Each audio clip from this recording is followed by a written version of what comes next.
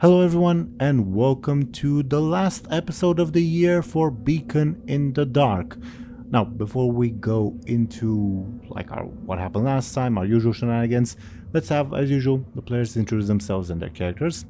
The dice have determined that we ought to start first and foremost with Thompshire, it seems. Thompshire, could you please go ahead and introduce yourself and your character? As always, I'll be playing as Benjamin Aaran, the blind priest from a place that's very strange, and is currently fighting this guy with a sword that's not very pious or anything, so he will perish for his heresy or something.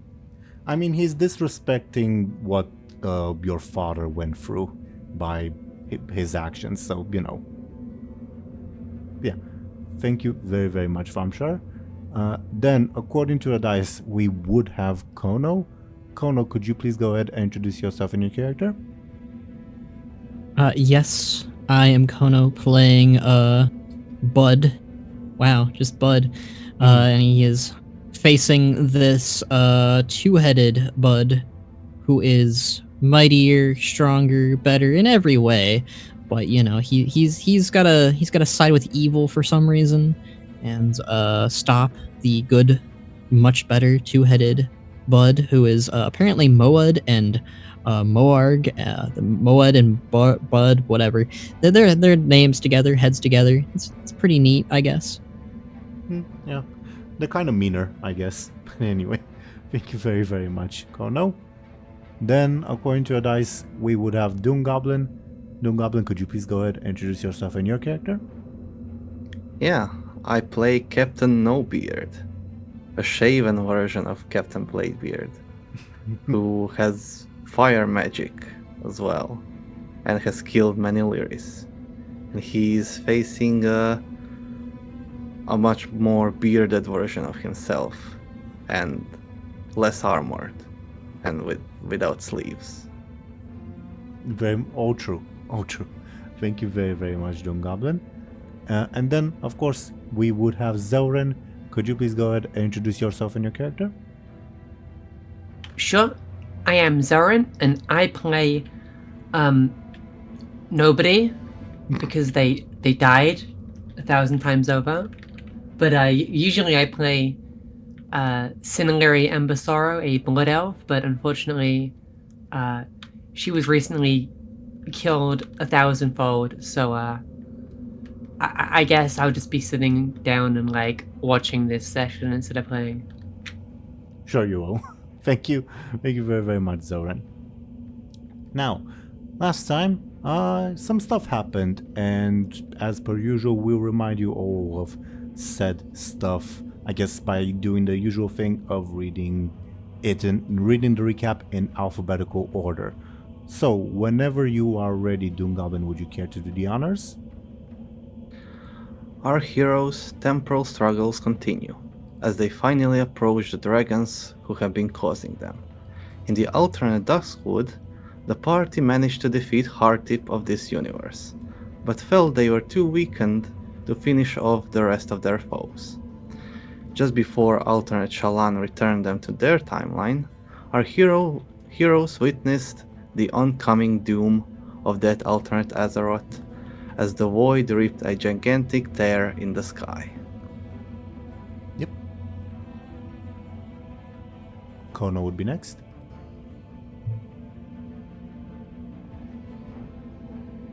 The situation in Illali was not much better, since Lyri Embersorrow lost the void within her in the alternate timeline.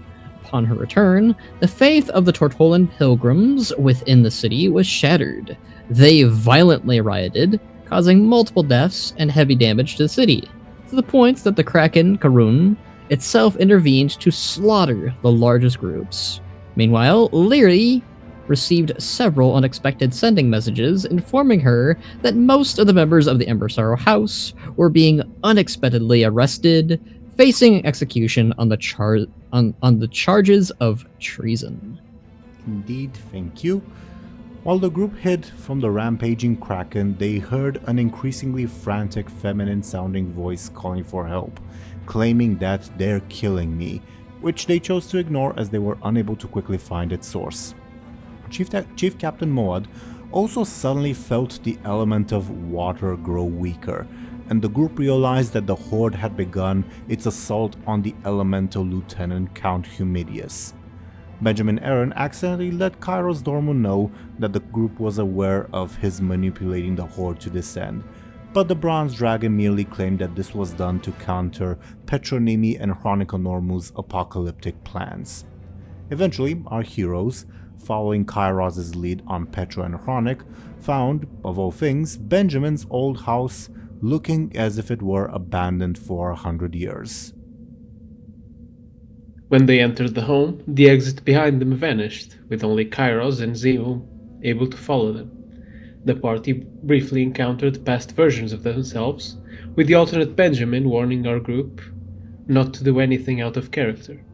Eventually, they stumbled into a vast otherworldly space, where they could only walk on pathways of golden sand, which was later revealed to be the collection of the Timeless One. The sands held several artifacts they knew: the splinter of the broken crown, the ephemeral orb, and the legendary Samaflange. They were unable to retrieve them, though Captain Bladebeard, when he tried, saw visions of how they were added to the collection, including a future vision of the destruction of Dalaran. Our heroes met a young Petronimi, who began accompanying them. She claimed that her father told her she would learn by watching the group, and felt concerned by the party's time-altering artifacts and unpredictability. They also They also encountered another alternate Bladebeard, now on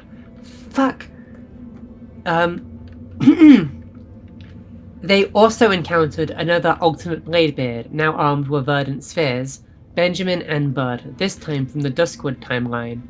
They claimed that they were here to aid our heroes, but also revealed they had killed multiple alternative Lyris, including children. The two groups soon met Captain Tuman, a Draconoid guardian who tried to confiscate the party's time-altering items. The discussion was interrupted when alternate Bladebeard shot Captain Tuman, and the alternate group quickly turned on our heroes, turning the situation into a three-way battle. The Draconid retrieved an item to aid himself in battle, Khadgar's Pipe of Insight, which our Bladebeard stole. Our hero also used his Arcane Madness, which among other things temporarily banished Captain Tuman to the Twisting Nether, and gave Lyri answers, 2 false, 1 truthful, to some of her questions.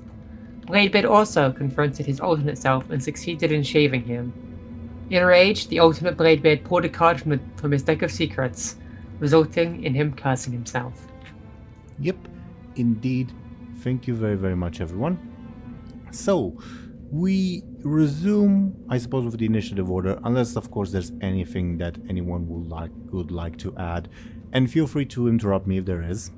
But otherwise, resuming in the initiative order, Captain Tuman is is gone in the alternate timeline. So it will be Lyri's turn at this point. Lyri, the last thing you did for context was tank a pyroblast for Bladebeard by grabbing the attention of alternate Bladebeard, and then yell at the dragon spawn, basically convincing them to not run away.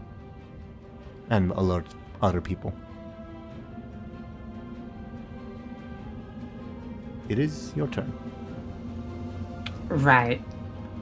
So, Lyri kind of recovers from, or I guess pulls herself to her feet after she just got hit with a pyroblast from alternate Bladebeard. And also got a bunch of questions answered by the void. That's true. It's funny that this happened while I was I just had my head knocked in by a pyroblast and now suddenly I'm being answered questions. But yeah, I kind of get myself to my feet and I kind of scope out the battlefield. Let's see.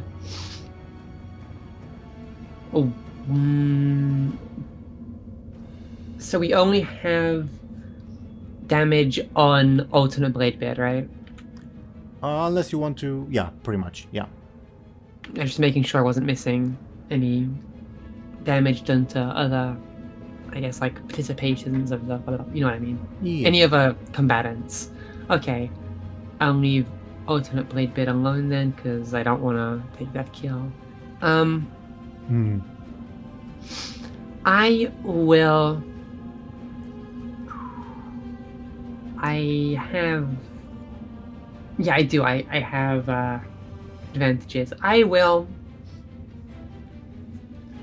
kind of. I imagine as I kind of get knocked backwards, I'm closer to the dragonkin Sure. that were, I guess, when they halted by me, kind of Yes. Yes. saying something. Though the pyroblast happened first.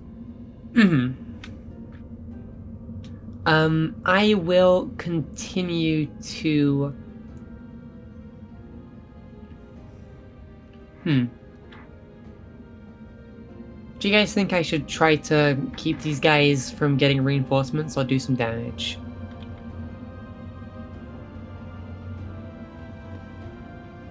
I'd say do damage. What were the conditions for them getting reinforcements? Well, right now I think I stopped them for what, a round, I think, right?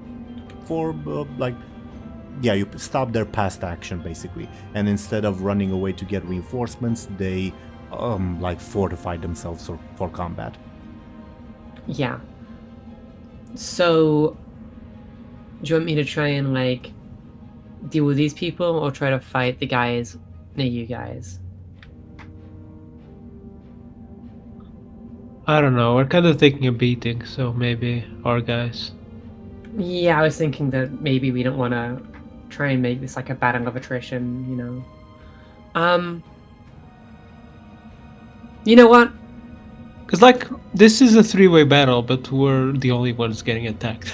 So- That's true, that's true. Well, Okay, you are I will... in the middle of the two groups, to be fair. Okay. I will rush to what's his name? Just alternate Benjamin Aaran? Benjamin the Blind, if you want his full title. Okay, I'll Well, Archbishop Benjamin the Blind, anyway. I'll rush to Benjamin the Blind and I'll yell an obscene remark. I'll yell, "Your religion is dumb and fake, and you should die now!" I would expect nothing less from a fiend of darkness. That's my attack. You're... Okay, then... Yeah, I sounds will yell an obscene thing at him to maybe shatter his confidence, because I think he was beating up Benjamin last we checked in on him or whatever. You're correct. Sounds like a forceful or flashy. He, by yelling back, is trying to resist with his forceful. What?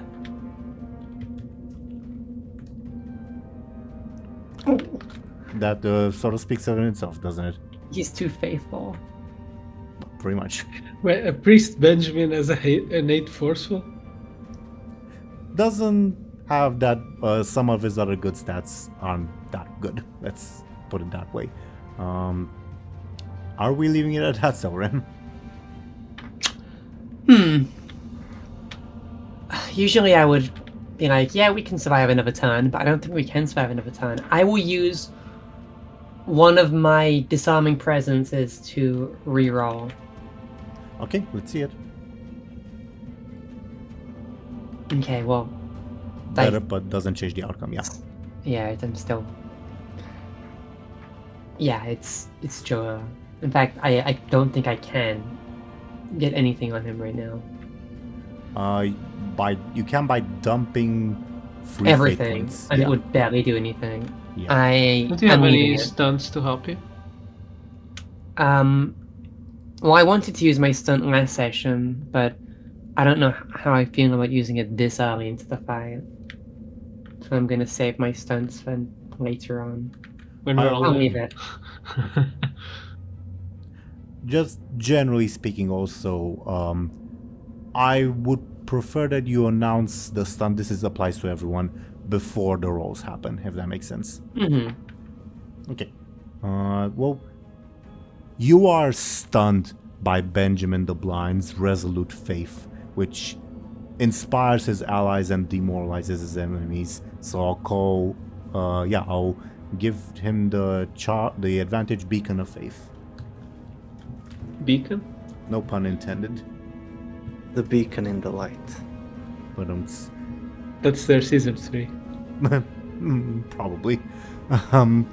Yeah, Benjamin, you witnessed this, and because you don't have to like incorporate this into your role or whatever, but you do feel at least taken aback a little by how resolute Benjamin the Blind is.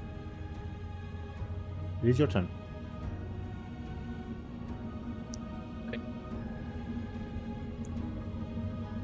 What shall I do?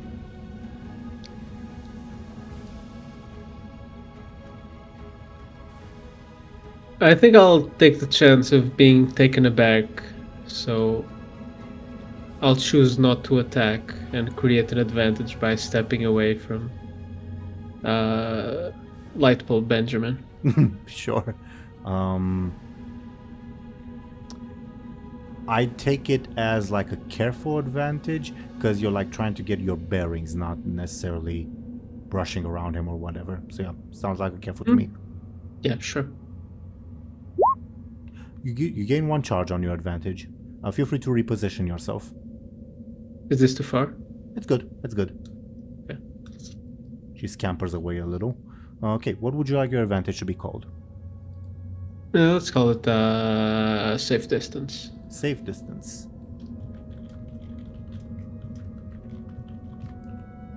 Okay. You are met by Moad, who perhaps opens one of their mouths to say something, but nothing comes out. Did I witness him being silenced?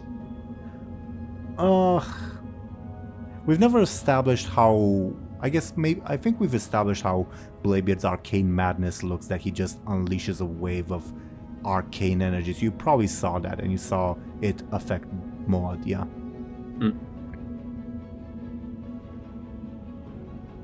Anything else on your turn? Oh, sorry, go ahead. I was just gonna say, like, yeah, I gotcha. Like, Benjamin just created something in his head that butts. Mm-hmm. Anything else? No. Okay. Alternate Bladebeard, feeling utterly enraged by what his view alternate self has done, and also by his failure in pulling a card from his deck, will just blindly lash out at our Bladebeard. DoomGoblin, how does Bladebeard defend himself? He'll try to block the Oh, attack. right. with- Let me see if he's cursed. I forgot about that. Oh, He's yeah. not. He's not. Damn it.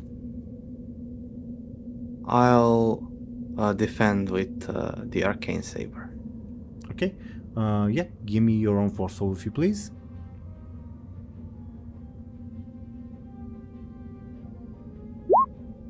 That's 3 damage coming your way.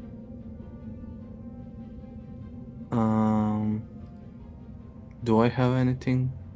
Any advantages? No? You have his consequence, and that's kind of it. 3 points of damage. On that note, he will use your consequence because he's really, really pissed off, as you can imagine. So that's 5 points? Yes. Oh boy. I guess I'll use his consequence to Okay. lower that to 3. Yes. I don't have Arcane Saber stuff because I used it already, right? Yeah, we'll treat that the same way we do fate points, as in it will refresh start of session after combat's over. Yeah. I'll spend. What did I roll? You roll very slightly below average. Can I use his consequence to reroll? You can, yeah. All right, then I'll do that instead of adding +2. Yeah, let's see it. So now it's 5 damage coming your way instead of 3. Yes. I'll spend guessing games. Okay. I need to spend 2 to make that 1 point of damage, Yes. right? You're correct. Do you want to do that? Sure. Okay. Yeah, you're perhaps startled by just how savage and utterly violent he is. You've never been aware enough in your own such moments to realize how sort of that looks from the outside, as he, I guess, pulls on your beard in retaliation, not necessarily doing much, but it's clear that the threat is made, and at the very least stress, 1 point of damage is inflicted, his meaning is and intentions are clear. Make sense? Yeah. Okay. That was alternate Bladebeard. Alternate Benjamin. He, seeing Lyri, will say, Fiend of darkness, our mission guides us true. You shall breathe no more. As he casts a holy smite on Lyri. How do you defend yourself? Lyri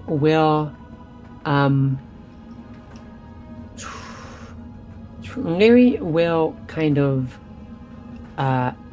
roll quickly backwards to kind of dodge the spell as it comes out. Give me a quick, please. Okay. That is a 3 damage coming your way. I'll take my level 3 stress. Take your level 3 stress. Okay. As you are nevertheless burnt by this holy spell, and says, "Burn in righteous fire, fiend. Surrender yourself to the power of the light." Okay.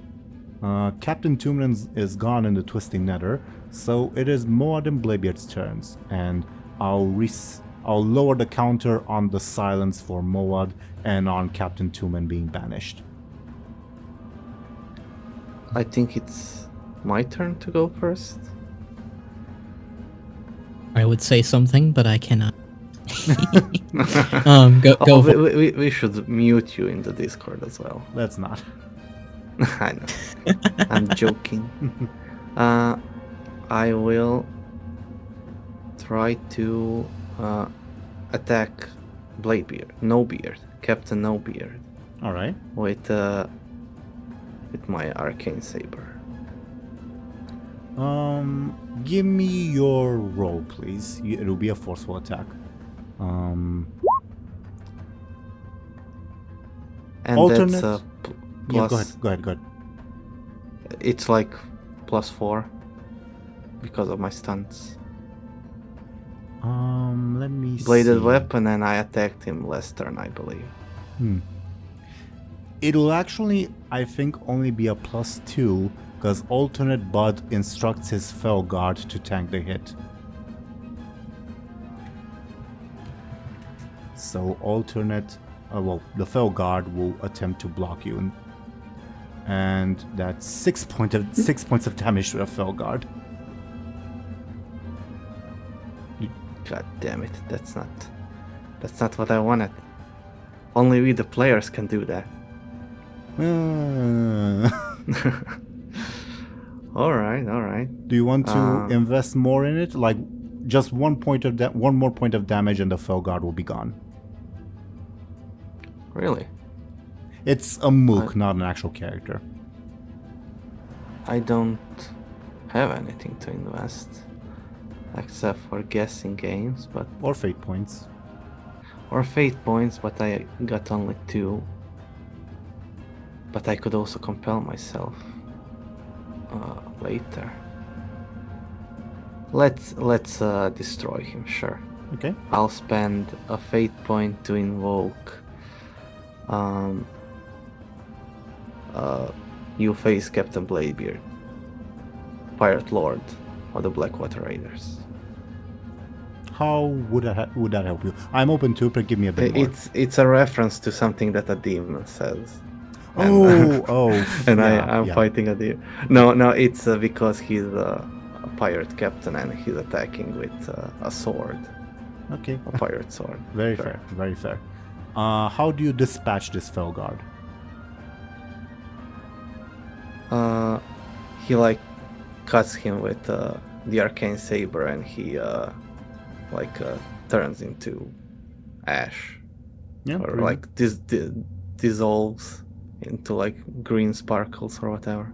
Yep, pretty much. As alternate Bud,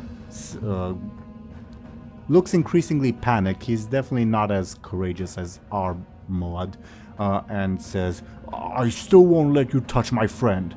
As the Felguard. Then surrender. You surrendered. started this. You're helping a murderer. Well, But I think the discussion is pulled short as alternate Bladebeard. Benjamin would. Sorry, go ahead. Alternate Bladebeard pulls on Bladebeard's beard. I think cutting the discussion short, at least on that side. Benjamin would kind of just shout from the back, "Remind us who killed kids again." Keep rubbing that sore spot and maybe he'll kill you. Anything else on your turn, Bladebeard? I don't know if this. Can I compel my myself, my professional kleptomaniac stunt to steal the deck of cards? Compels have to be something either. All right. As in, I'm willing to allow that, but like at a cost. Like, I'm gonna sacrifice my turn to focus on that. Something like that. Make sense? How about I have to also pull a card? Yep. Okay. The card comes out when you steal his head. Wait, what? Zelryn suggested that the card sort of comes out accidentally, but I think it would be better narratively if our Captain Bladebeard actually pulls it. But of course, Captain Voidbeard, here we go. But of course, it's DoomGoblin's compel, so he decides. Oh, what would just a card falling out do? It would trigger, basically. On who? I would roll a die, basically. Oh, that's interesting. Yeah, I'll go with that. Okay. Here is a fate point. Now I need to open, my thing of the deck of secrets. I will roll. Yeah. Wait. What's up? Do I just get it? Or do I need to roll to see if I was can? assuming you were using your stunt. My bad. Sure. Yeah. I'll... Can I try to do it by rolling? You can't, but it will be a separate thing, as in... That's the rest of your turn. Of course, you can use the stunt afterwards, because you have used it out of turn to, like, steal Khadgar's Pipe of Insight. Yeah, it's...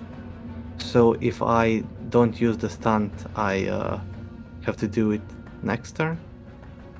You can do it immediately, it's just that a little bit of time will pass because you fumbled on your first attempt, basically. Wait, what first attempt? It means No. you can't attack.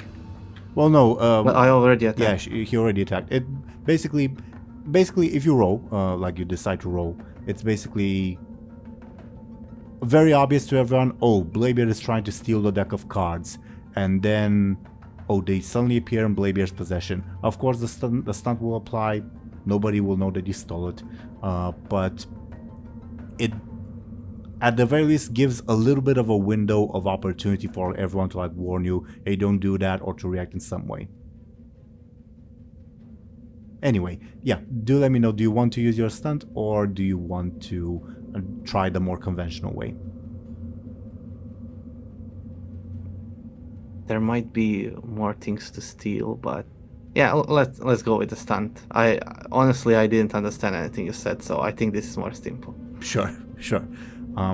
For context, the deck of cards is in alternate Bladebeard's left hand. And you, I guess, just snatch it while he's distracted with trying to murder you. And in the snatching, you, I guess, accidentally pull a card. Let me see which one it is. 13. What if Lightbeard? Now I need to roll the dice to see who is affected. Oh no. Oh, lucky It's- 13. I guess it's either Bladebeard or alternate Bladebeard. Yeah. Bladebeard is 1, alternate Bladebeard is 2. Alternate Bladebeard. Now I need to roll another dice. Oh, is it the... Alternate Bladebeard now becomes infused with the light. I was right! I was fucking right. Oh boy. Okay. So let's briefly set the scene because I think this is kind of cool. I think you can swap for the Paladin Bladebeard token. Did you make a Paladin Bladebeard? I don't remember. Frostborn. Do you remember? It's Lol, easy is one. it- Oh yeah, that one. I don't think I have it uploaded because I was not a Roll20 premium subscriber, so I didn't upload it at the time. Interesting. Noted. I also didn't make a token version because we weren't really using tokens back then. Anyway, so let's set the scene. In the midst of this distraction, as alternate Bladebeard pulls on your beard and you dispatch the Felguard, this shower of dust happens. In the midst of distraction, you grab the deck from alternate Bladebeard and pull, accidentally pulling the top card. Though since your fingers touch while this happens, it's of course ambiguous from the deck's perspective of who pulled it, and I guess it decided on alternate Bladebeard. Now, as I go to describe what happens next, keep in mind, DoomGoblin, you have the deck in your hand, like you have successfully retrieved it, okay? But Sure.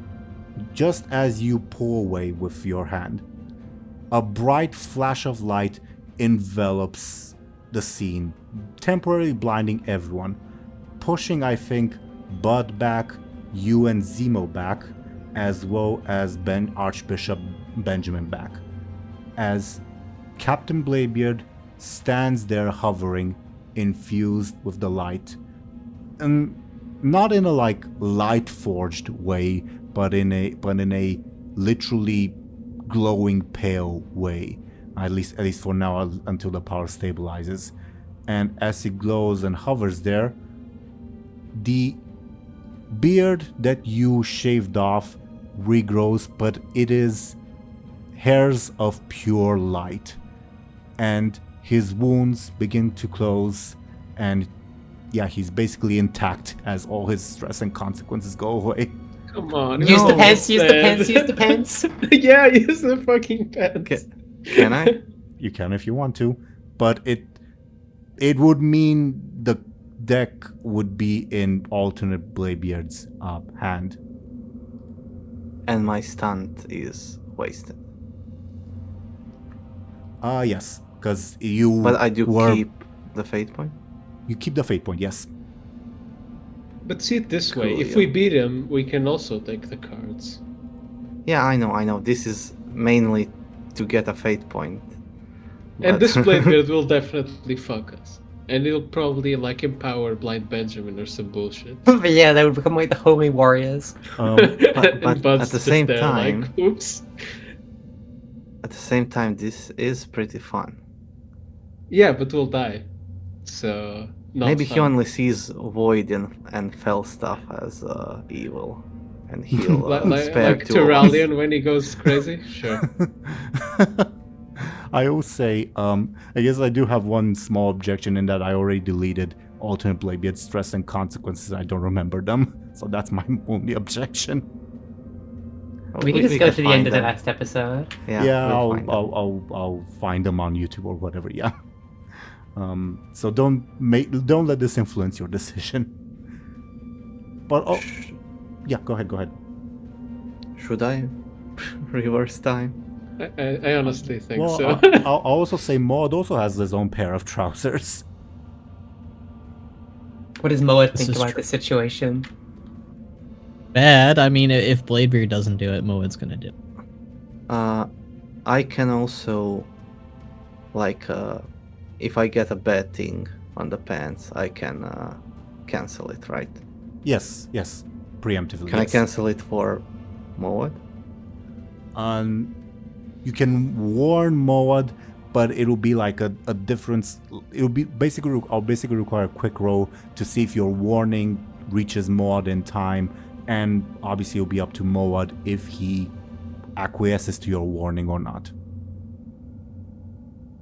Alright, let's go with me first. I want to use the pants. Okay, let me open that file, because I don't... Okay. Let's see, the effect will be a d24. A 6, which is... you let out a loud fart. Do you want to go through with this? I don't know. Sure. Okay. Can the fart deal damage? Okay. And as you begin to undo time... Oh, Lyri is behind me. That's actually great. As you begin to undo time, alternate Bladebeard points a hand at you, and you do not alter time. Because alternate Bladebeard pulled a few cards from the deck before, and one of them is the undo button, so he undoes your undo. That said, you still let out a loud fart. Wait, what is this? Timeception?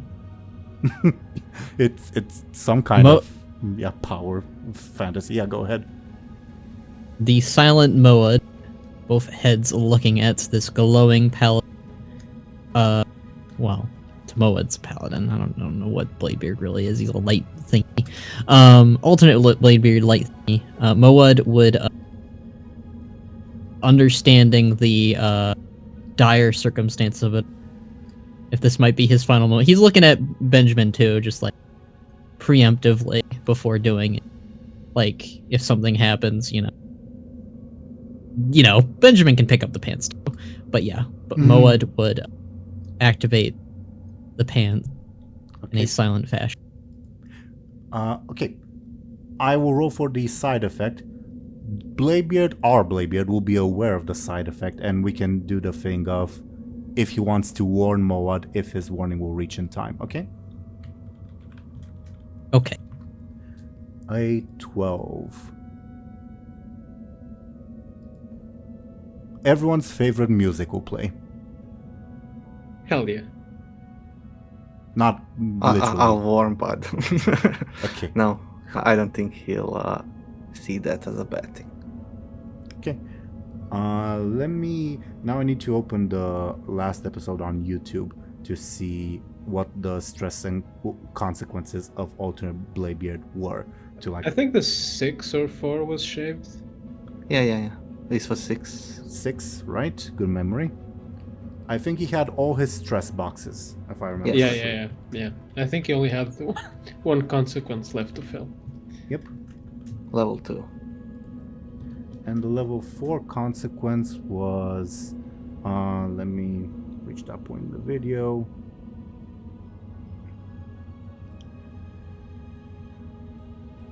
I need to turn it to 1080p because I can't quite see it.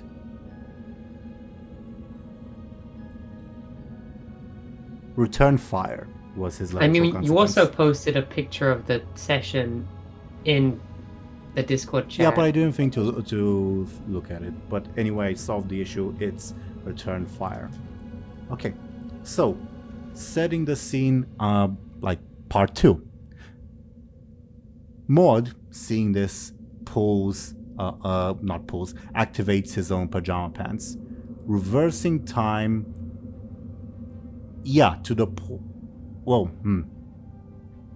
Actually, Maud's not aware that Bladebeard stole the deck.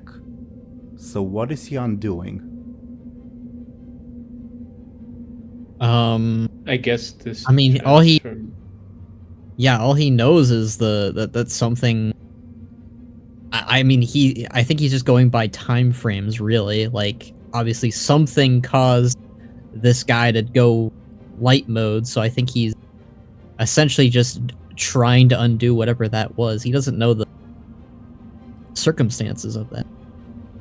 Okay. He just knows the time frame. So I think he's just going by, like, I don't know how much time transpired of Bladebeard goes over, takes card activates. So it's like before that. So I guess whenever Bladebeard does his move, I'm guessing.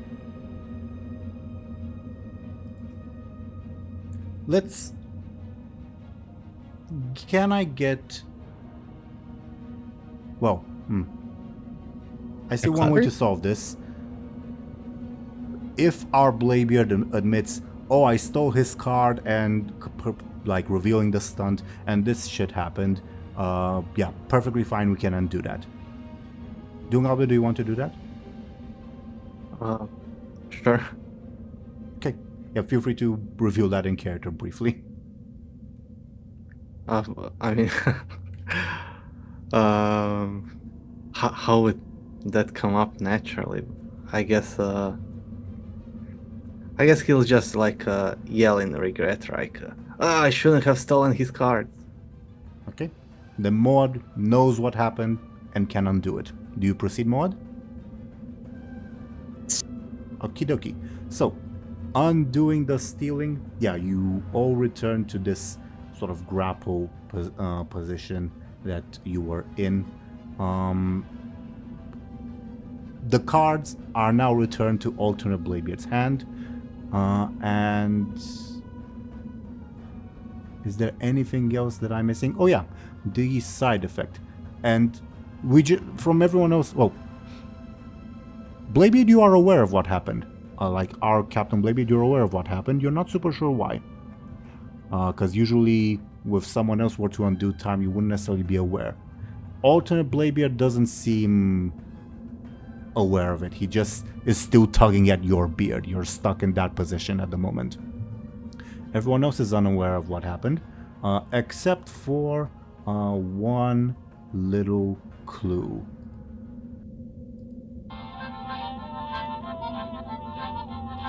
Ezia. Is this our favorite song? It is our favorite song. Yeah. Resuming, I think that's it for Captain Bladebeard's turn. Sure. Okay. Maud, you are aware what you have done because you keep the memory with your time manipulation, and this song plays out of you, even though you can't speak in any other way. What do you do on the rest? You have your turn, basically. Yes, I guess this is the only way of Moed's communication now. He's just... I guess one mouth is open doing this, while the other is just kind of aghast. Does Moed have his, cannons? Yes. To you? Yes. Alright. Yeah, Moed would, with this specific music playing, he would dart over, and he would ready the cannon, and he'd whirl it, and he would fire it at, fake Benjamin. Okay, I was gonna say don't fire at Blade because that would definitely cause collateral damage. Okay. Yeah, Yeah, there's too many people over there. You light up a fairly close range on alternate Benjamin. I think I'd give you a +10 bonus to, I suppose, your forceful attack. With how close it is, does that add with what we lost? Oh, we got him. Do we have? Does that also include with I'm in charge now? Let me check. Yes, funnily enough, yes. That would be a 12. Yep, +12 bonus. Good insight. roll. So that's 15 to an 8. I believe... Yeah, that's 7 points of damage.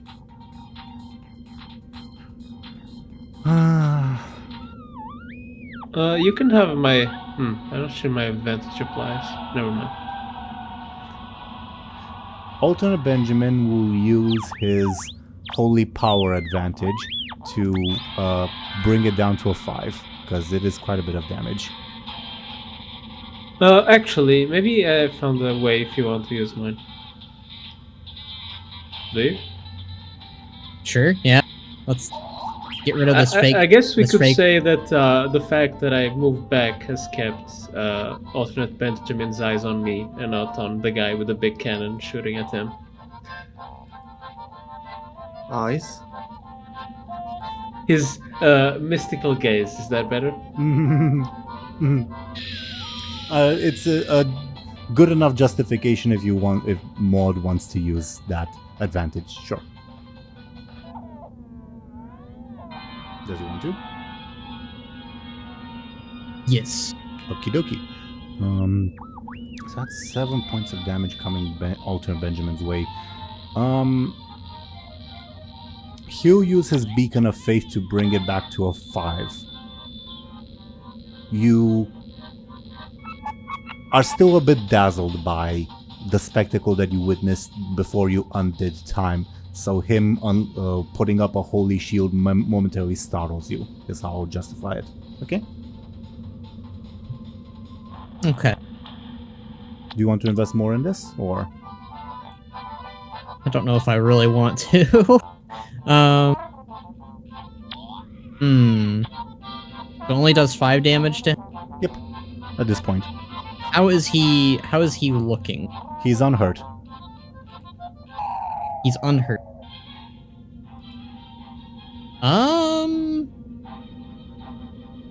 I think it's time for a double then. Moa would I feel like a narrative pull is Moa would fire his cannon at this fake Benjamin. Yep.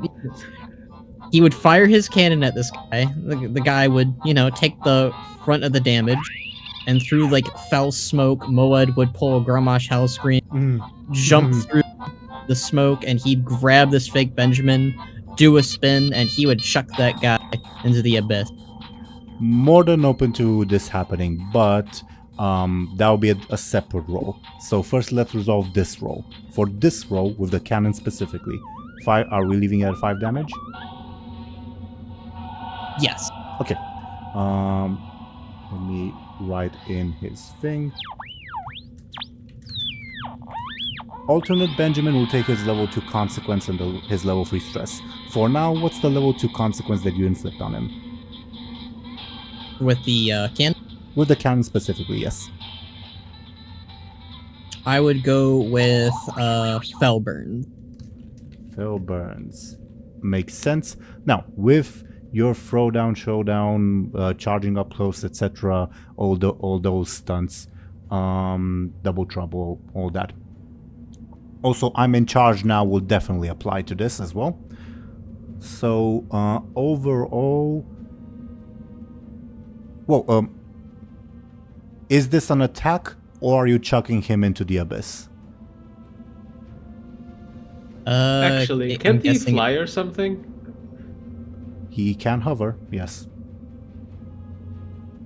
But hovering is not the same as flying. I suppose. You'll not take full damage is all I can say. Yeah, then he'll slowly fall for eternity. That's actually a worse face than death when you think about it that way. Can it not be both? I would ask you to choose, because throwing him into the abyss, yeah, it's a different thing than inflicting damage on him. I will go with throwing him into the abyss then. Okay. I'm curious what that means. Chuck alternate Benjamin into the abyss as he says, what will be his quote-unquote final words? May the light forgive you, for I will not. See ya, asshole. You Mullet stares there silently, giving him a thumbs down. And he replies to Benjamin, "Oh, you will. I will be back." Yeah. He flies away. Woo!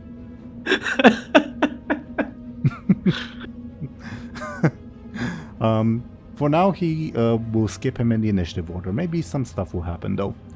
Okay. Anything else on your turn, Moad? That's it. Outside of the thumbs down to this fake Benjamin, because he can't really communicate. Yeah, sure. Meanwhile, let's see what Captain Two-Man has been up to in the Twisting Nether. That's the same thing that happened last time. Huh.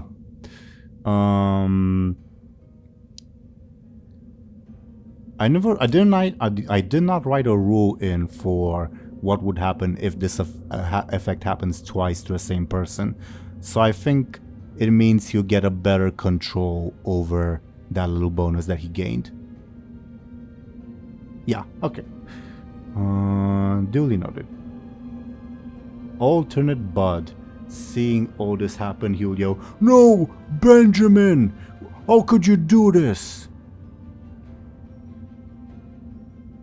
Both the heads just look at his lesser self, and then look down at the abyss, and then look back at Bud.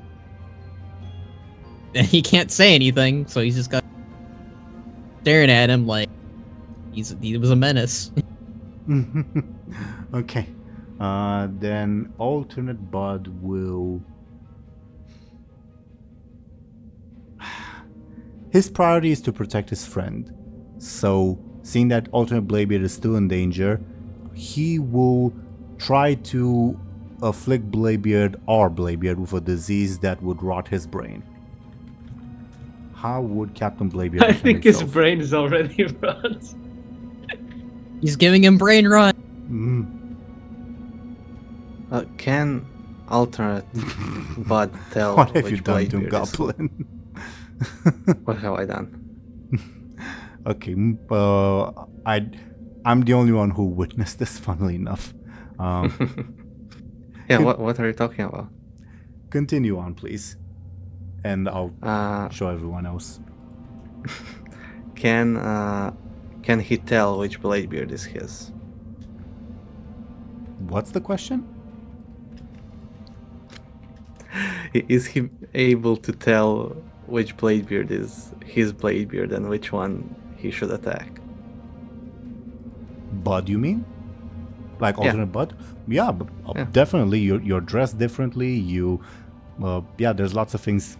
One has a beard. Yeah, also that. All right.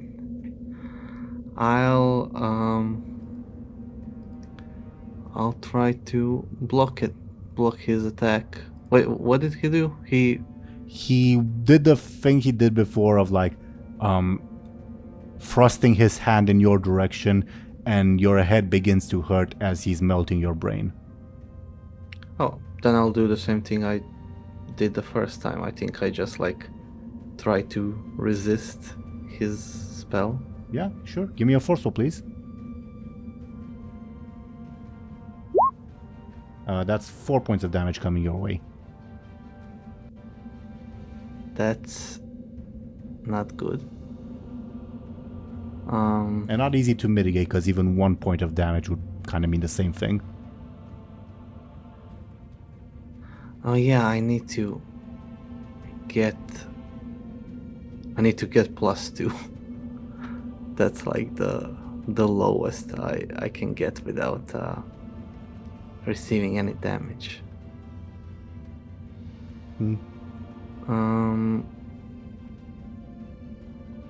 Damn it. Yeah. I guess I'll have to take level 4. Or should I try? Should I spend all of my fate points to not take any damage? Sure, it's been a while I was fate pointless. I guess I was in the Duskwood session, but that I wasn't mean, really. you also have Bladebeard. 15 guessing games. Yeah, that's also true. Oh god damn it, the dragon is coming back. He is. And he is specifically angry at me and Maud. He is. And you guys just used the pens like 5 billion times. We did. Yeah. I'll add +4 by spending 2 fate points. What are you invoking? I'll invoke Swashbuckling Dwarf Rogue, Dwarf Sar, Sturdy Folk, Good point. Yeah. and wait, let me actually look at my character sheet and not do it from memory.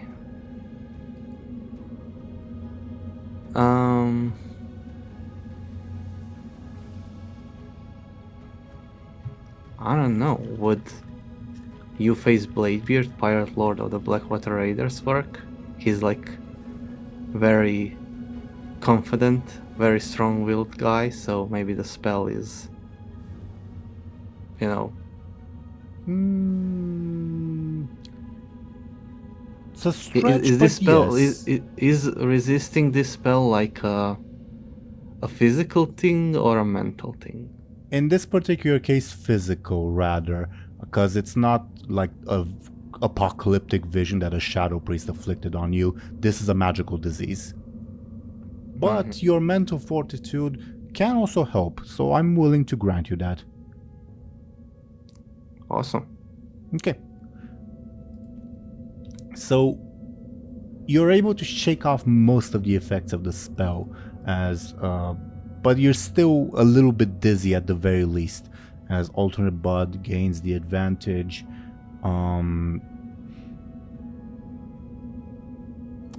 Afflicting spells, I guess.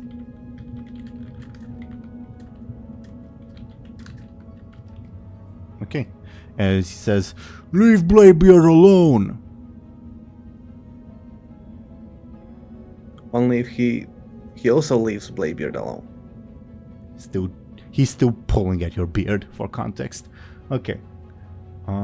Felguard's not here. The dragon spawn.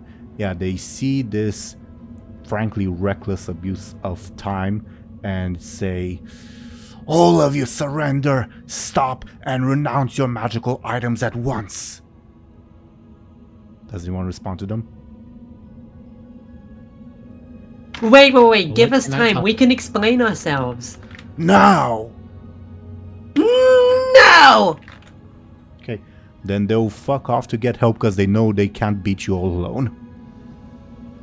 What do they mean they can't beat us alone? We're like half dead. Yeah, but they're mooks. Even you guys wounded and dying can resist mooks. Okay. That was the dragon spawn's turn. Thompshire, do you want the wisdom bolt to do anything?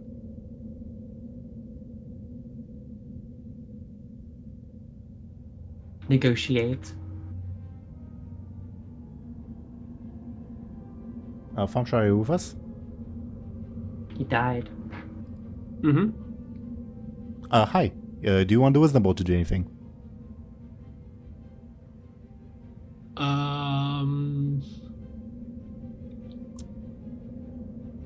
I'll say defend me. Okay. Let's see what it does. 5 is it does nothing. Just smiles at you. Wonderful. Winks at you. Sticks out its tongue. As it does. Okay. Let's see if Zemo does something. No, but close. Okay. Relatively anyway. Okay. Top of the round. For context, Captain Tumen will return on Bladebeard's turn. So it is now Lyri's turn.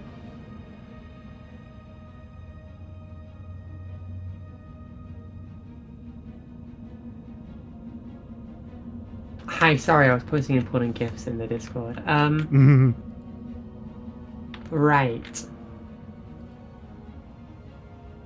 I was kind of expecting this guy to come back already, so what do I do now? What kind of stunts can we use out of turn order? Is it just the non-combat ones? Oh, most of them. Obviously, judgment, in your case, only works related to an attack. Once per session can teleport to the other one, the teleport one, you can use whenever.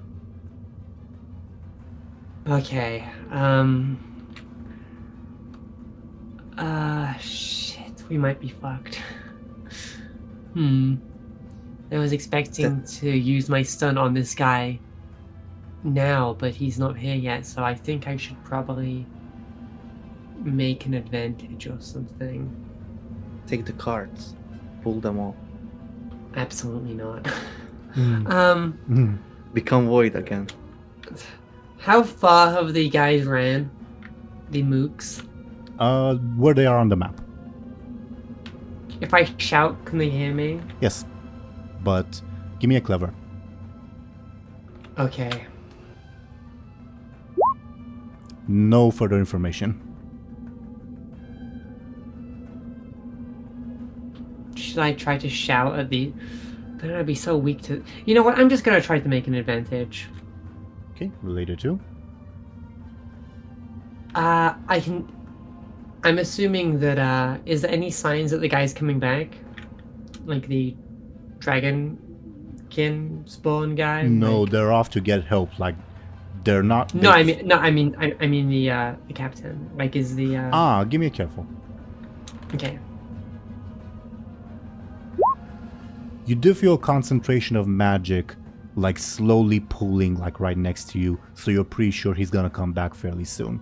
Because you have seen how banishment to another works before.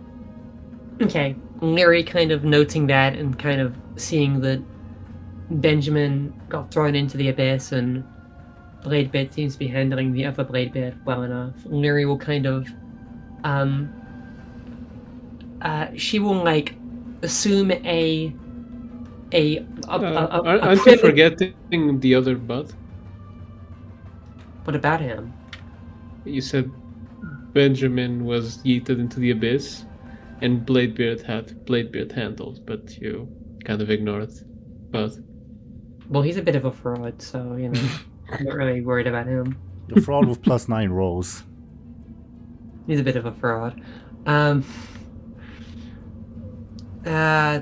I'm more worried about the captain guy, because I'm pretty sure he's literally stronger than Ultimate Bird. Did he ever roll? Captain Tumen, yes. I think he did earlier, but I don't remember what he was doing. Plus But I'm 11. pretty sure he's got... Yeah, exactly. But He is also a... goes twice.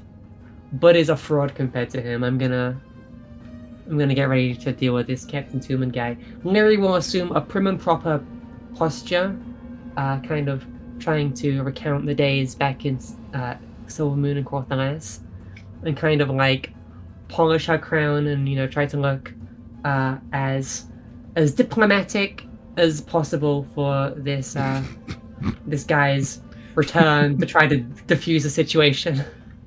Sure. That's my advantage. Sure, I see what you're doing. Careful or flashy, your choice. That's enough for one charge. But I get a 6. No, you I don't. get a +2. Your +2 only works on verbally convincing people and... Oh, the Crown of the Narcissus Lord. Right. Was... Yeah. Right. Yeah, okay. You gain 2 charges. Okay, I'll just put it on my disarming presence just to not Sure. clog up the list of things going on. Sure. Anything else on your turn? Nope, that is what I'll be doing on my turn. Okay. Benjamin, you see Lyri posing. It's your turn.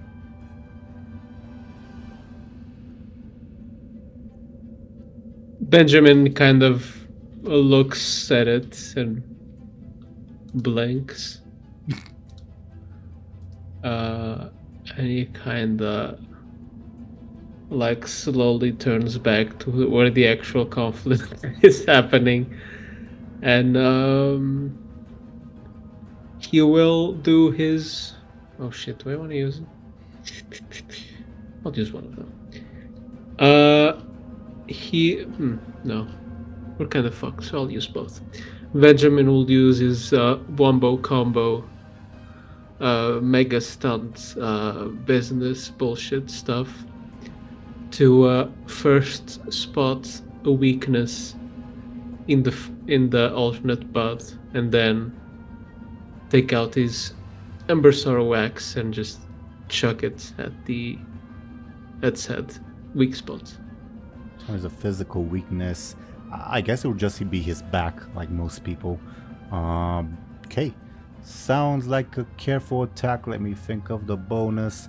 How's a plus 12 sound? How about a plus 13? Give me some arguments. He's currently like very focused in protecting his Bladebeard, so he's not focusing at his other enemies in particular. Yeah, so but I'm that not will asking you leave to him- roll sneaky.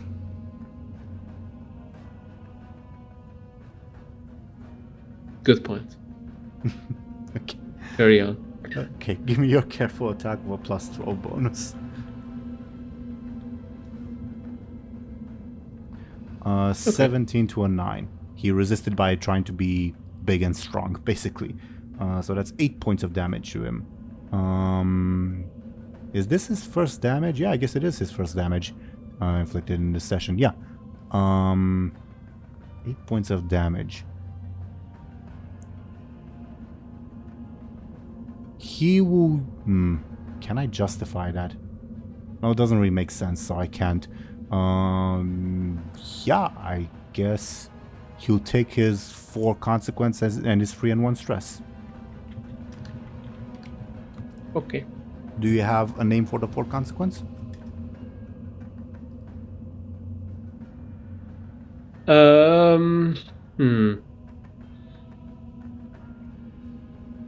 Let's just keep it simple. Bad back. Bad back, sure. Feel free to briefly describe narratively how you hurt the fellow. If you want to, of course. Sorry, you cut out a bit for me. Feel free to describe how you hurt the fellow if you want. I mean, I guess there's not much to say since nothing super extravagant happened. He kind of like, I imagine the axe kind of lodging itself like in his back, like nothing super vital like his spine, but like probably more on the side. And then Benjamin would kind of call it back to his hand.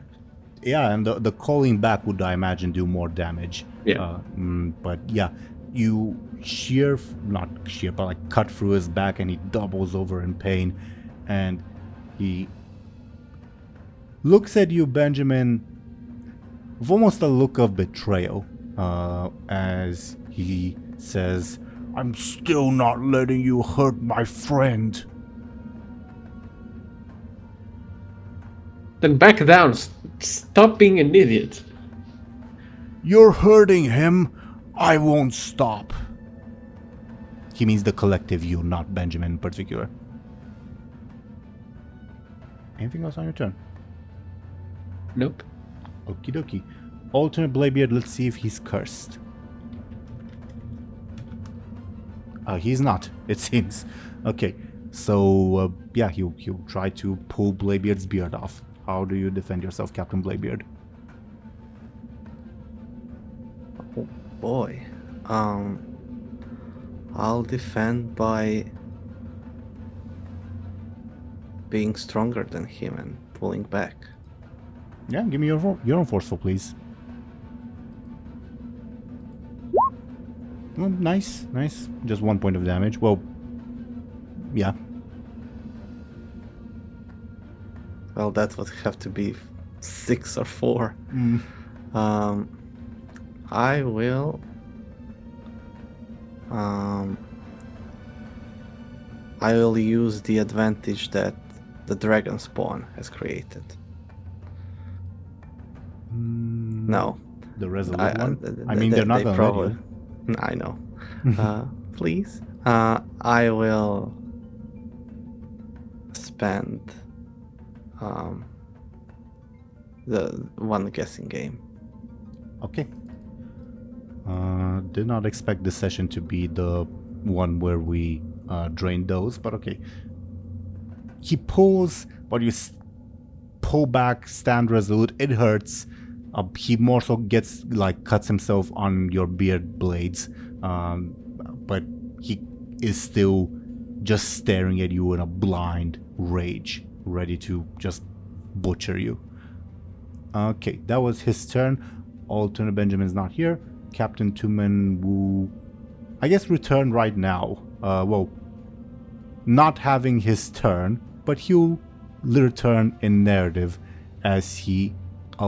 Can I What's up? suggest something above board? What's up?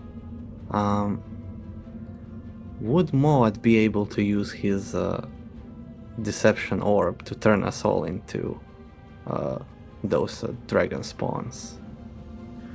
Let me check. Maybe he'll see us as allies. I mean, I think he's a magical creature. I think he could see through it. It is his stunt, so yes, Moad could. Just a suggestion. I mean, yeah, I could do that. I'm not against the idea. Just probably want to tell that idea to Moad. He's not going to think of that, probably. I mean, I don't think Bladebeard would think of it either. Benjamin might. That seems like a Benjamin thing. Does it? He's usually the one always telling Moad to use the orb, actually. Come to think of I guess. I mean, it was his orb. I mean, if you want sort of an objective ruling, Benjamin can give me a clever, because this is a very clever thing. I don't think it would occur to him right now, especially since we're mid-fight, and when Benjamin suggests the use of the orb, it's generally in a calmer setting, I guess. Also, yeah. You want Lyri to roll a clever then? No one else is gonna. Yes, but it'll be a higher difficulty for Lyri, because this was Benjamin's item, first and foremost. Mm-hmm. Yeah, you're not orb pilled. And I also have a terrible clever now, so we're gonna have to. Okay. Mm-hmm. Not good enough. I required a crit, because yeah, a 4. Shit. I mean, Can I spend I don't a think fate point to improve my... it's not worth it. Spend fate points. What? We'll need them sorely. What do you mean it's not worth it? We get to not be seen as an enemy by the guy who's got to kill us all? What do you mean not worth it? I still Plus think 11, by the way. Plus I- 11, I- by the way. I still think you'll immediately see through it. Plus, given the form is very different from ours, it might also not last a long time. What do you guys think? Should I improve it or should I let it go? Can Moad just think of this idea himself? Moad can give me his own clever. Sure, we'll give it up to Fate. I guess so. Oh, It's Big Bang time. Moad, sensing the danger of the bronze dragon, and I guess learning from his friends over the course of their journeys. also, I should probably remind you guys that Petra is literally looking at us. Okay, We'll kill and- her too. She'll probably snitch. Okay, then She someone... might not. And we're the party that doesn't kill babies. I should remind you of that. Is she a baby? Yeah, we don't kill. She won't Yeah. snitch. Yeah, She yeah. will Moad, snitch. She's a Moad, literal baby. Moad would lock in and turn his friends, only his friends. So Lyri, I guess the frog dude would also be like a whelp or something. I don't know. He's not really thinking too much about him. But Bladebeard, Benjamin, Lyri himself. I don't see anyone else. Yeah, I think that's it. I was trying to account for all the party members that present, and he would do, he would do his own little pose. He'd lift up the orb. He can't say anything, so he kind of just lifts up the orb and turns them all. Bronze draconid. Moed would probably be more of like long boy ones, like the two-legged ones. I think Lyri and Benjamin would be like the four-legged ones, and Bladebeard would be like a tinier draconid dude. Yeah, they do fit the size, definitely. So yeah, you use the orb, clever. DoomGoblin's idea, yeah, very clever. To disguise yourselves. I'll put like a little thing on screen to signify that you are disguised. I guess a little, sure, this little token works. Also, good on you for remembering that Zemo exists. Khono. And yeah, you all are disguised just as Captain Tumen returns. And yeah, he appears out of nowhere, ready to swing his polearm, and says, "Ha! You fought by banishing me to the Nether. You would have... Wait. Sergeant, report." Looks at you, Lyri. Lyri will notice that she's now a draconid and say, she'll kind of improvise. Imposters, we mean intruders, killed, apart from these few. And gestures towards the... Who called for reinforcements? Lyri will say, Wait, the Metronomos, what are you doing here? He says to Zemo, who gives him a thumbs up. The situation is urgent. We should discuss this after the battle. Give me, I guess, a sneaky, but it will be an easy roll. Okay. Lyri, like, sweating. This is, like, not what she was planning at all. Okay. So that's a 7. Captain Tumen is convinced, though of course it's not his turn yet, so more than Bladebeard, it's your turns. Acting character is what I would say. That's what Benjamin said. True. I mean, it's a good thing Moed's mute right now, but I mean, it's technically his plan, so he probably knows a little bit.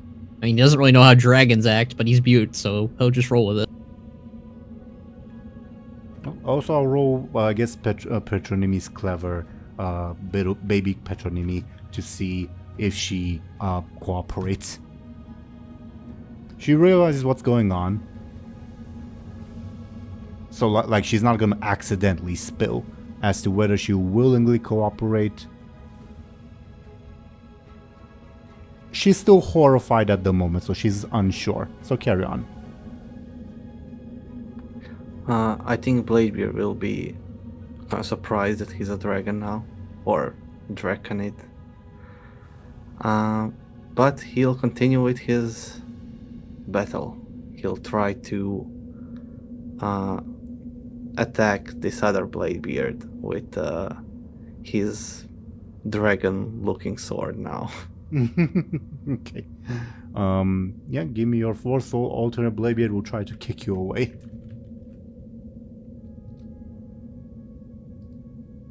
I don't get +2 because it's a bladed weapon. No, you do. Yeah, you do. But I don't get another +2 because I didn't attack him. I attacked the demon last turn. Yes. Alternate Bladebeard will use my last fate point to prevent that. So yeah, you are now kicked away. Can I compel myself and then use that fate point? You can, but let's see the compel itself. Let's see if it's permissible. I mean, I could try to do the same thing again, right? With the deck. Because you've used your stunt, again, I would take it as you, like, sacrificing...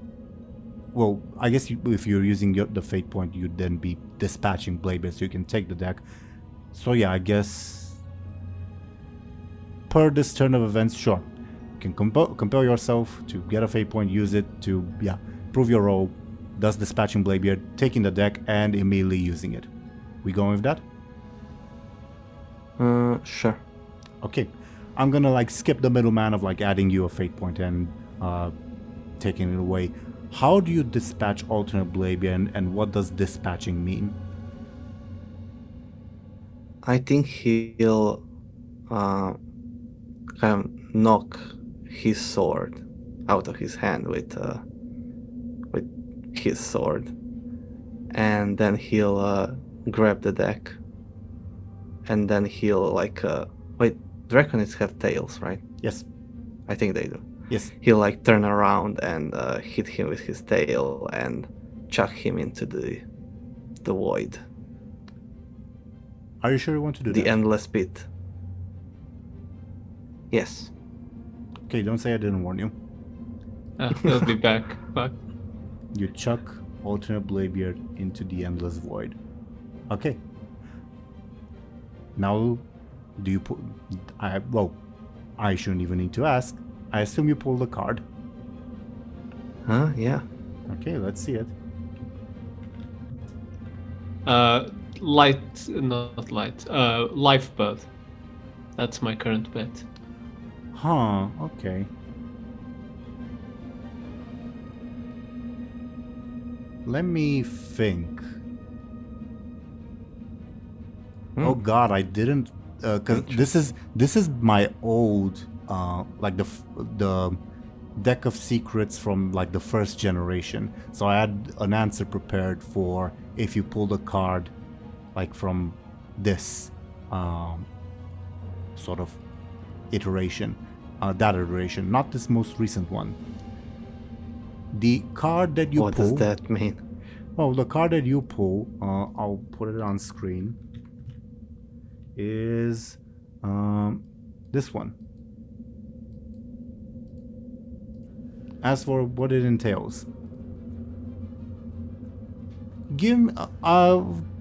this will help sort of inspire me to see what I tell you. Pick one of these four, DoomGoblin. The Hound, the Eagle, the Crow, or the Serpent. Oh, I kind of remember this, but I don't remember what those mean. Let's go with I believe last time I went with the Serpent, and I think I'll go with it again. Okay?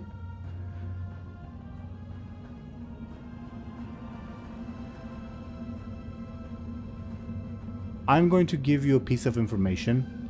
You will believe it to be true. Whether it's actually true or not is a different Sure. question, okay? Alright. I will message you in private, though. Of course, you can reveal it fairly soon. Well, whenever you want, actually, okay? All right.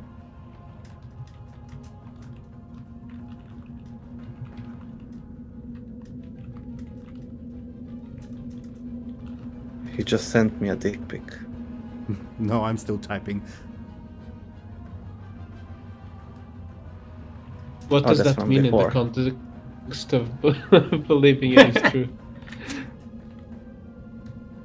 He I'm not believes sure he I thought believe that. it.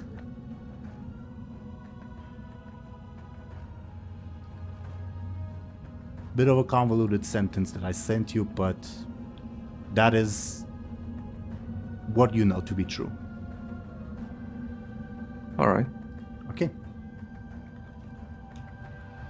I've marked that particular card as drawn. Okay. So, anything else on your turn, Bladebeard? From everyone else's perspective, you pull the card, there's a tiny flash of light, and then you like have this glazed over expression for a second. But shake it off fairly quickly, I imagine. Yeah. I think he'll just look around at like those sand paths. And I guess I'll do this earlier than I anticipated. As you hear the voice of Loken within you say, I can guide you. Give me an eye. You can shut the fuck up, dude. You will not know where to go without my aid. allow me the use of an eye, and I can guide you. Oh, I thought you said you need an eye. Like, yes. But you need eye, like an organ. Yes. Eye. Do you agree? This is above No. board question, not Logan asking. No, he'll think how to get his hands on an eye. Since Logan can sort of read your thoughts more or less, he says, "No, your eye, one of your eyes." No way. Okay. Above board, if you had agreed to the trade, you would have seen where each and every one of the pathways lead. Without it, I will only give you some very tiny hints. Okay? Yeah, I'm not Odin. I ain't gonna sacrifice an eye for knowledge. Okay. Anything else on your turn? Nope. I look dragony. You look dragony. Can I get... Actually, yeah, let's deal with that later. Maud, it is your turn. All right. Moa would focus his attention now on his counterpart, and he would send. This is hard. I don't know how that would work. That would look because he's trying not to look. Okay, that's. Yeah, Moa would channel the wind with the misty sand nearby to make it look like he's like channel bronze magic, and he would throw it at his counterpart as an attack. I'd almost count this as a sneaky attack. Sneaky or careful the way you're phrasing it. Oh, he's not trying to be sneaky about it. Yeah, but you're incorporating the disguise element. I'm still I'd leaning... say that'd be more clever. If that Does would... it really count as a sneaky attack if he's not fooling the person he's attacking? It can, but Khono is right. Yes, clever actually works quite well. Yeah.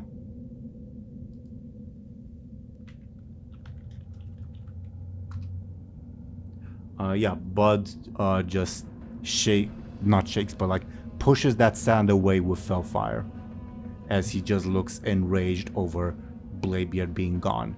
Says, "What have you done?" Barely even paying attention. Moa remains silent. Yep. For now, at least. Okay. Alternate Bud gains an advantage. I'll give him another charge of afflicting spells. Anything else on your turn, Khono? I'm really worried of trying another attack, so... I'm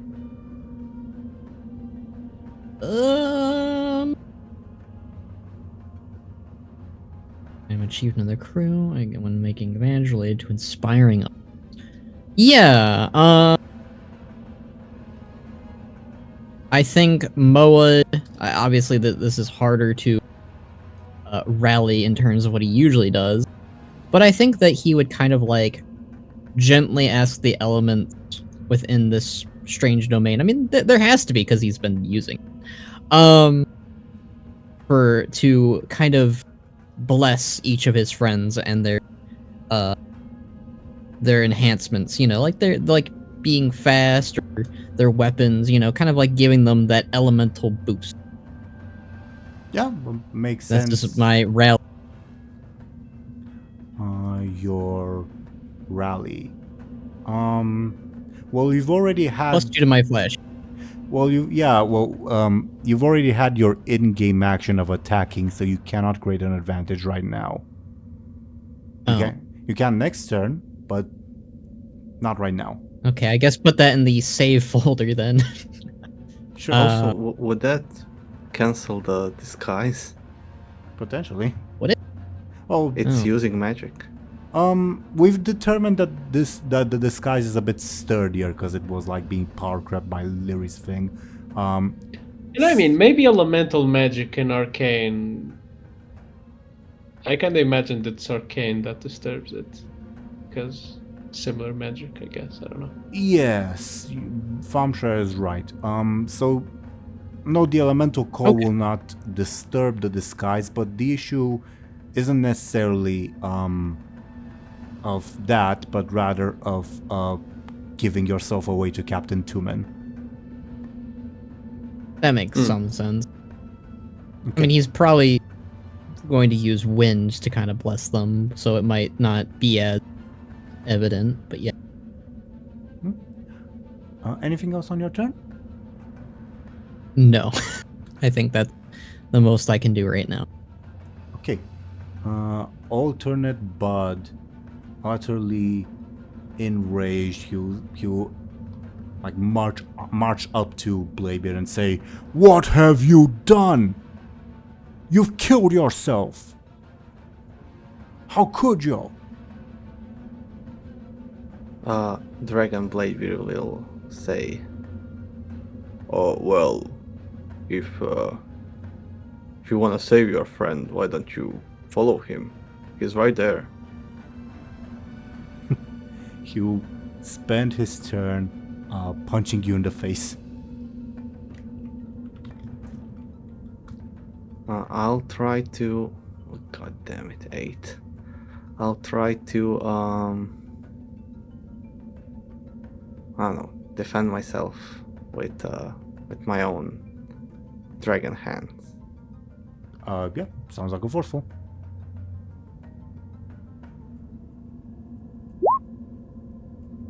That is 4 points of damage coming your way.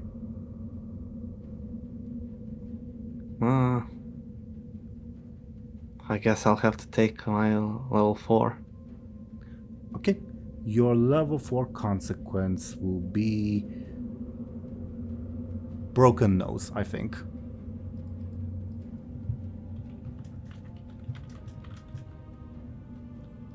As yeah, he punches you really hard. Ow. Yeah, and anything else on alternate Bud's turn? I don't think so. The dragon spawn will run off to get more help. Okay, Guren's not here. Thompshire, do you want the wisdom bolt to do anything? I'll have it hide behind me. Not like behind me, but like opposite where the dragon is standing. You have noticed that it always follows you, like, slightly behind you to your right. Wait, is the wisdom orb affected by the? Moa did not specify the wisdom bolt, so it is not. Yeah, I didn't see him visibly on the map. I'm sorry. I don't think Moed would have thought of it either. I'll position myself so it's hidden. Can I get your sneaky? This will be the difficulty anyone has to beat to spot it. -2. That's gonna be awesome. Okay. Noted. Do you give it any particular orders? Hide. I'll just say hide. Okay. Hide is any command will trigger its action. So let's see what it does. 11. It says, yes, you should do that.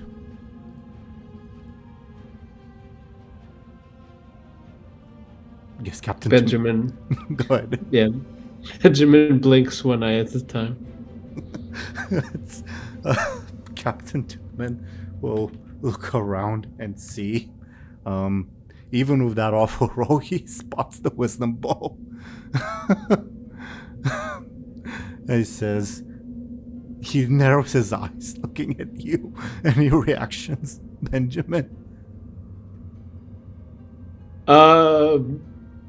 This artifact from the collection is acting very strange.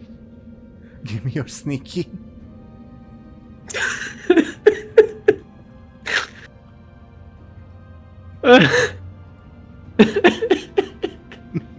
Okay, we've determined what Captain Tumen will do next, I guess. Lyri kind of blinks at Benjamin, like, why didn't you let me talk to him?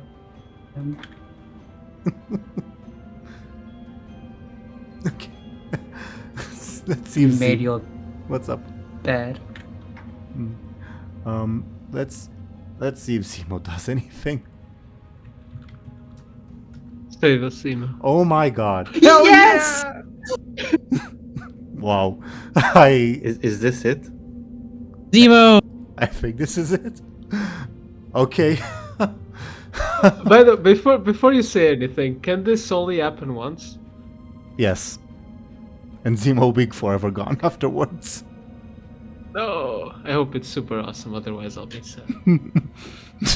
Okay. I hope we drown in a loot. Okay. You. Oh. This might derail certain things. As. Okay. Zemo, out of nowhere, floats, let's say, in the sort of middle of the group, as all of you will now begin hearing.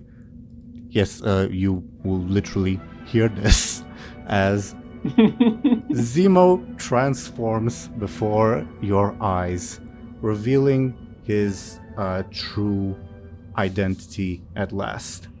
As this individual. Oh, for fuck's sake. What? Yes. This My god! this individual appears and he raises a hand and blasts alternate Bud away. Raises his other hand and looks at Captain Two-Man and says, be good now. And he banishes him to the other side of the map. And, well, he doesn't kill him, but he throws him so far away that he's basically gone from combat. And what the person that you know to be Zemo looks at all of you and says, thank you, my friends. I did not know that what had happened to me. Thank you for freeing me.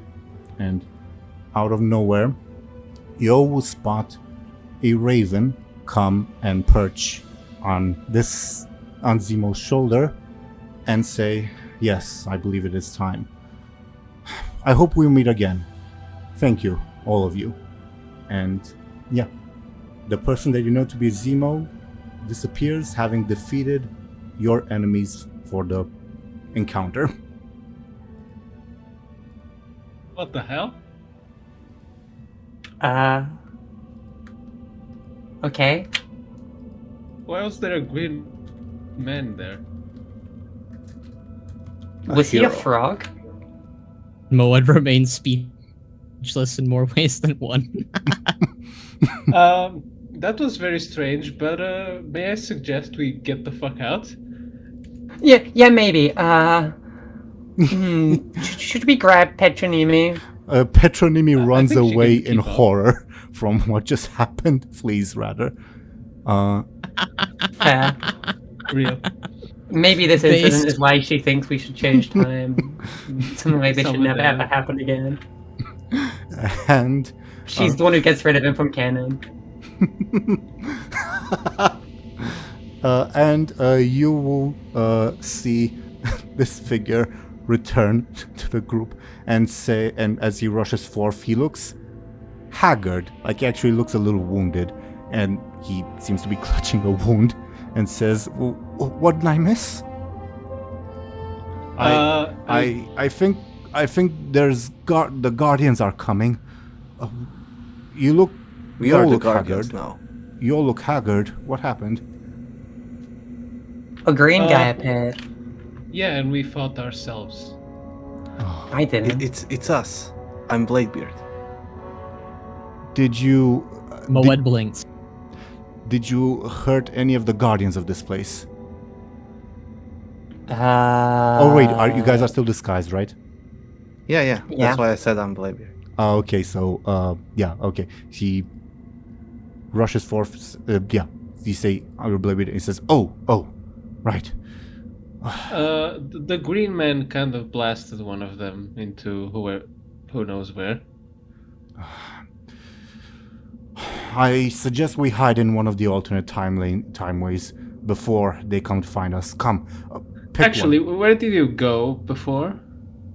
I was taken away, assaulted by alternate versions of you. I'll be frank.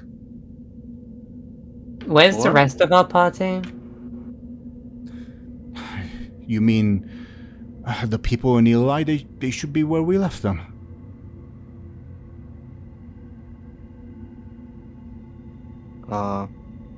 You cut off. Oh, sorry. If you mean the people in Eli, they should be where we left them, is what he said. Meanwhile, let me refill all your fate points. How does the pipe work? So, Does it? yeah, I guess I'll say this now. This dungeon is sort of designed to not allow you guys to rest and thus remove your stress and consequences. But the pipe, if you imbibe, will allow the person who does to rest. Well, if you imbibe for more than like just a second. So one person between each combat can rest and remove their stress and consequences. Just one? Just one. Because you basically have to run away now. I guess I'll throw the pipe to Moad. Owen would catch. Quickly, smoke this. Moed would smoke it. Yeah. And you slowly but certainly feel yourself rejuvenated as your stress and consequences go away. Well, except for your level 6, still. You feel rejuvenated. And Kairos says, quickly, everyone, pick a pathway. Now, let me check. 1, 2, 3, 4, 5, 6, 7, 8. There's just 8 choices, not 9 choices, I should mention. Let's assume that the 3 over here are where... Well, there's the one that you came back from. And the remaining ones are... you hear reinforcements, enemy reinforcements coming that way. Now... From where do we hear the reinforcements? Sorry. Basically the 3 from... lanes on the right. Well, let me do another recount. 1, 2, 3, 4, 5, 6, 7, 8. So, you hear reinforcements from the 2 on the right just. But anyway.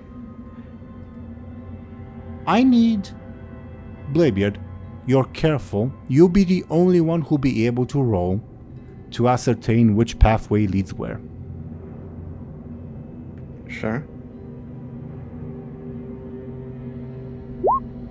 Do you want to improve your roll? I guess I should. I will spend fate points. Okay, what are you invoking?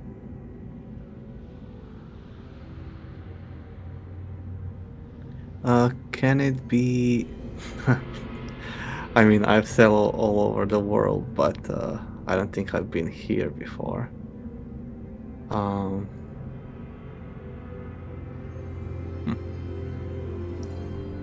But I can't think of anything else. What am I even doing again?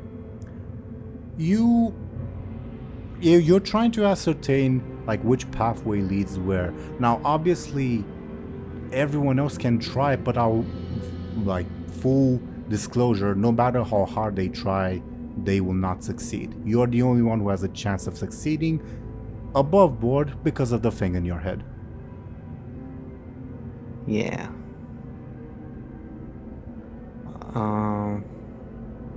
Fuck it. I won't spend any fate points. Let's gamble. Gamba. What are you invoking still?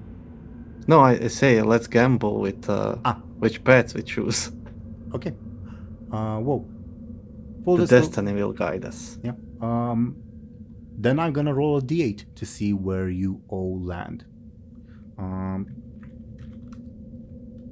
Let me see. So, 1, 2, 3, 4.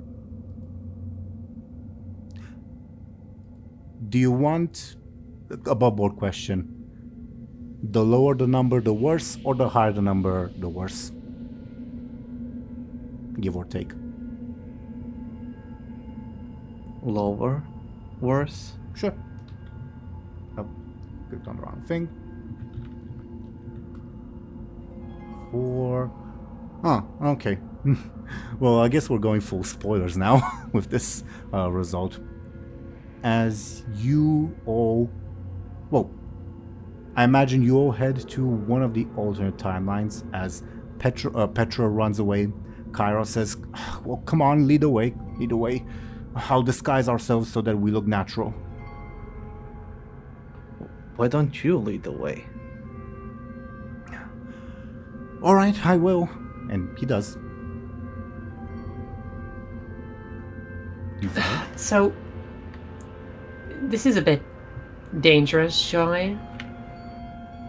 Whoa, wait. What direction is this time rift thing? Like from where we were before?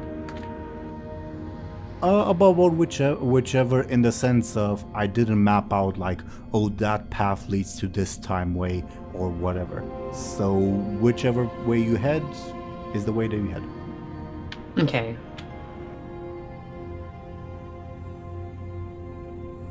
That is good to know. Okay. So, as you head down that way, I need to put some stuff on screen and change some overlays, because yeah, you emerge into an alternate timeline that will be something. Which overlay should I use? I guess this one. Okay. Let me make a note. As you emerge, you find yourselves in a building. While I go and put some stuff on screen, and the building, this architecture you do not recognize in any way, and you see very clearly that the building is collapsing all around you, and there's only a way to move forward. And you hear a female voice say, "Come on, we're almost through." Like encouraging you all to... Do we recognize this voice? You've never heard it in your life, probably. What that accent? Give me a careful, please.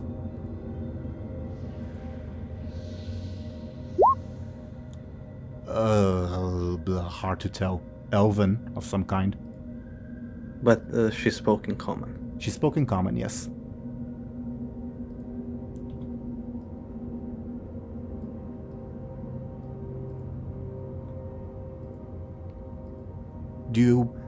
I assume you guys run so that you're not crushed by the collapsing building, correct?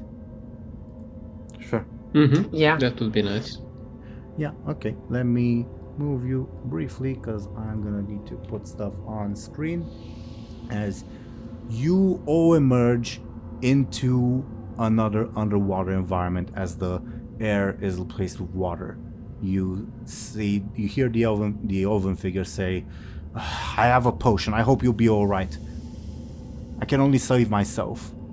Above board, the underwater potion from Eli will still work on all of you. As you find yourselves basically as if you were to face the actual boss fight of this campaign, in the worst case scenario possible.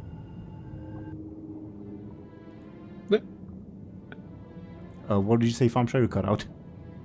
I just said, As you emerge from the building and to an underwater site, and first and foremost, you find yourselves joined. Let me put you to the front. You guys are emerging from over there, from over yonder. you find yourselves joined. Now you see who the elven figure is. This lady says, I swore I'd never return here. Damn Sargears, damn them all. Come on, we're almost through. I'm sorry, what's going on? What do you mean what's going on? We're here to clean up your mess and stop your companion from unleashing utter destruction. Now come on. Are we still dragons? No. Kairos has turned you into your regular selves, except for Lyri. Lyri is still a dragon spawn. Why am I a dragon? Kairos shushes you and basically says, just play along. I hate it here already. Oh yeah, Maud's no longer silenced on that note. As, you emerge underwater, and as you look in front of you, you will spot, first and foremost, several Naga groups fighting in the distance. And as you exit the place that you were in, you do spot this gigantic glowing crystal. And next to the glowing crystal will be a familiar figure that will certainly explain why he's asking you to remain hidden. As, it's a little bit of deja vu. As you spot, basically, the most powerful possible version of Lyri joined by all the other Void people in what's gonna be a very, very difficult boss fight. As she has next to her... She has next to her this fellow. And Lyri, you see her... clicked on the wrong thing. You see her wielding a very, very familiar dagger that I imagine you all hope to never see again. And... I was... Sorry, go ahead. Oh no, you go ahead, because I have to put stuff on I was screen. just gonna whisper to the side saying, is that the beacon in the dark? It's perfect. And... My cult members, I can get them... Look. They're like the ones in the city, but not dead. Oh, okay. Are you having a moment? Let's bring them back. And what? several other details. You see... oh yeah, he is also here. Everyone's favorite. But you also see... I put the wrong token. Imprisoned next to... okay. It is him, just I put the wrong token of him. This is the better token. This is the worst time. It is quite possibly the most difficult out of all four options. As you see, this figure imprisoned in what seems to be a void bubble thingy, as well as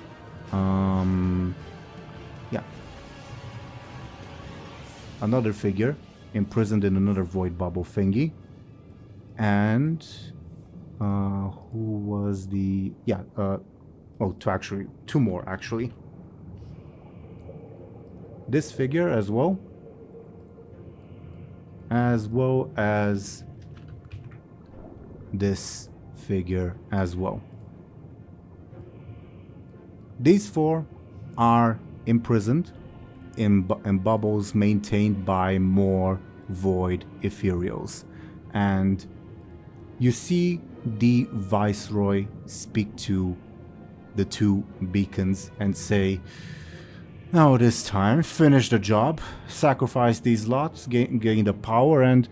it seems we have visitors. And Maiev will say, Your futile quest will end here. Champions, aid me. We bring this to an end. Shouldn't there be 40 of us or something? If you had brought 40, I would have gladly taken their aid. And Kairos will muse to himself, well, this was unlucky. Maybe there'll be an avenue to head back at some point. At some point? I think we're fucked. Well, try to be optimistic. Can't you turn into a big dragon and blow all of this up? Well, that'll blow our cover, wouldn't it? I don't think our cover Who is very cares about important if we cover? die. Listen, let me handle this. Let me take off the disguise. Good idea. So I can talk again. Yeah, welcome back. There it is. As Kairos points out this little thing in the background.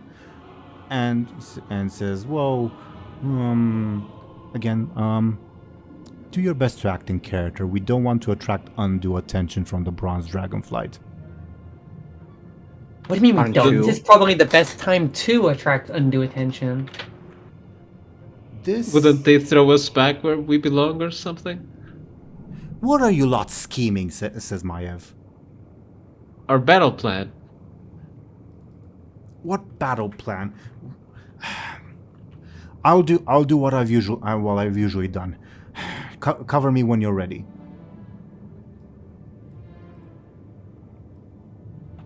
Who are you again? So, like I said, I don't know who this lady is, but let me take off the disguise, and I will try to run some interference with them. Meaning?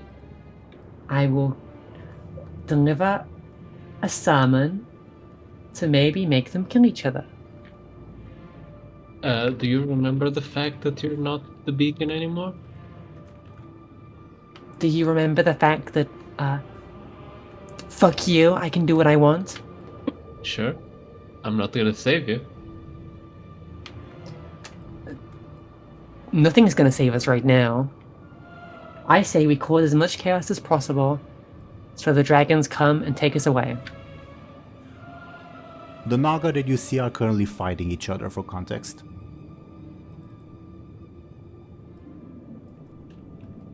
Come on, we love a bit of chaos, right? Mess things up? I do. Exactly. Many people fear it, but we embrace it. Exactly. We thrive in it. Lyri's kind of getting giddy. And, Why are you guys agreeing? This is creepy. what, do you want to die by the sword in an honorable way? Or do you want to fuck shit up and get back home safely? I want to get through that fucking portal. What? Do you intend to fight the Ethereals on their home turf? Are you insane? Says Maiev. It was a figure of speech. Like I said, cover me. Okay, I guess we will prepare. Mullet, are you with me in Bladebeard? Or are you on the whole let's die here thing with Benjamin? We shouldn't die here, and that's not exactly a good plan. So let's fuck some shit up. Again, stay in character, says Kairos, or bad things will happen. We just go What lit- happened to the us that should be here? Well, you're you that should be here, and that's Lyri that should be here. I don't understand. What happens if we don't act in character? And what even is in character with us? That seems like a rather simple way of viewing things. You haven't explained what that means at all. Are you done arguing, says Maiev. The fate of the world is at stake.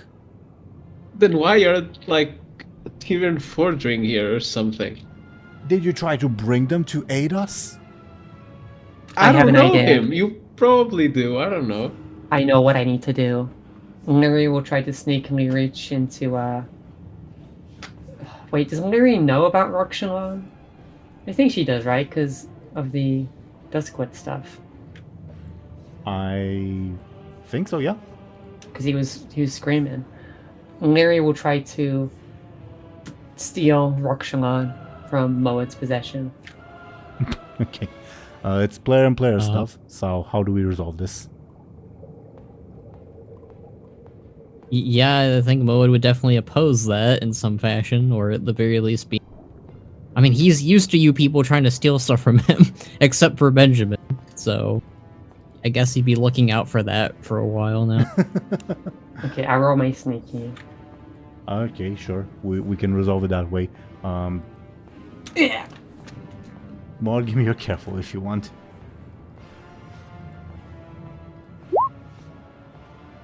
Wow. Okay. Damn, what is fumbling? You steal Roxalon and he immediately starts screaming. Would Moed know that? Like, he just hears the screaming? He screams loudly. And then... Lyri will... Moed. Lyri will, knowing the fate of this rock, knowing that this rock has been brought into this world for a purpose. It's lived in agony, in pain, in torment, but today its existence has been justified. It'll fulfill its purpose, what it was made for. Lyri is going to throw the rock into the group of cultists and try to see what happens. Maybe it'll shake them a little bit to their cause. Give me a flashing. Okay. You chuck the screaming Shallan rock, which does bring pause to the proceedings, and they turn around and the Viceroy says, the interference. We will deal with them. Proceed with the sacrifices. The Devourer must come. And this alternate universe Lyri just, what's the word? Flatly replies, the Devourer must come. And alternate universe Shallan says also in unison, the Devourer must come. Okay, I guess we are beginning. You know, I was really certain that would actually do something. Yeah, fuck you. Why would you do that? Okay. Too bad Zemo was revealed in the previous encounter, I guess. Okay. Now Kairos... Will he actually beat everyone here? Oh yeah. Hell yeah. Now Kairos will point out the little hole in time in the back in case you guys want to escape. But he says, now stick to your characters, please. Final warning. As Or to stick to my character and I throw mean, Lyri Lyri into the- doing something stupid is very in character. Maya vanishes into stealth, and I've written what her powers are in this section where Zemo used to be. Basically, every turn at the top of the round, she will attack from stealth, and if a foe is weakened enough, she can imprison them, basically finishing them off. Make sense? Mm-hmm. Do we also Every get hand. +2 quick if we run after Illidan? There's no Illidan here. Okay. Also, Kairos is with you, so his bonus will also apply. Now, top of the round, the Viceroy will say, let us start with you. You have been a thorn in my side for far, far too long, little human. Benjamin, the Viceroy forms almost a spear of void energy and chucks it at you. How do you defend yourself?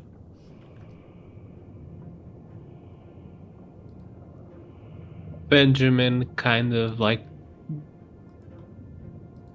tries to jump out of the way to not get hit by this void spear evil thing. You give me a quick, please.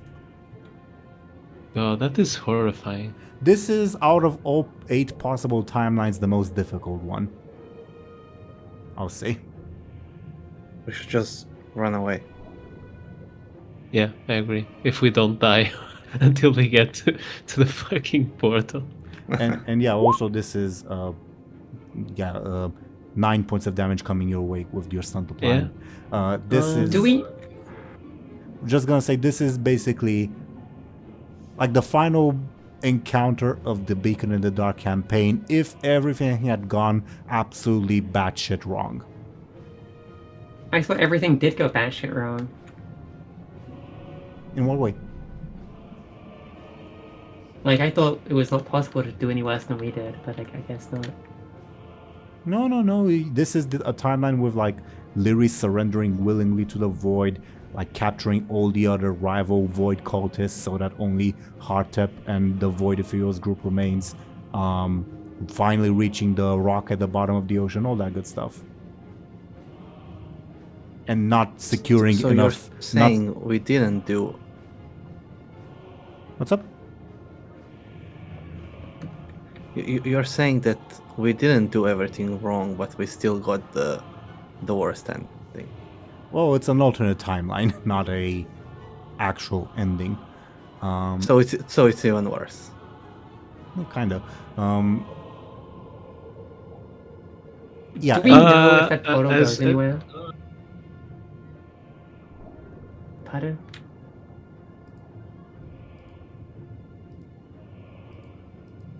I'll use a fate point and invoke. I'll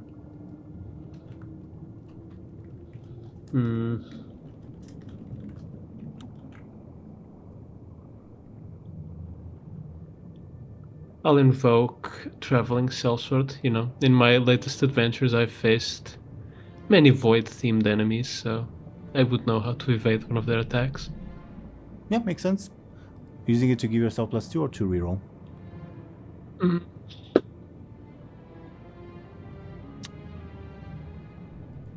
sure this is a good moment to gamble, so I'll play safe. I'll push it to a 6, so that makes it an 8, so... 7 damage, still not good. Do I wanna make it 5?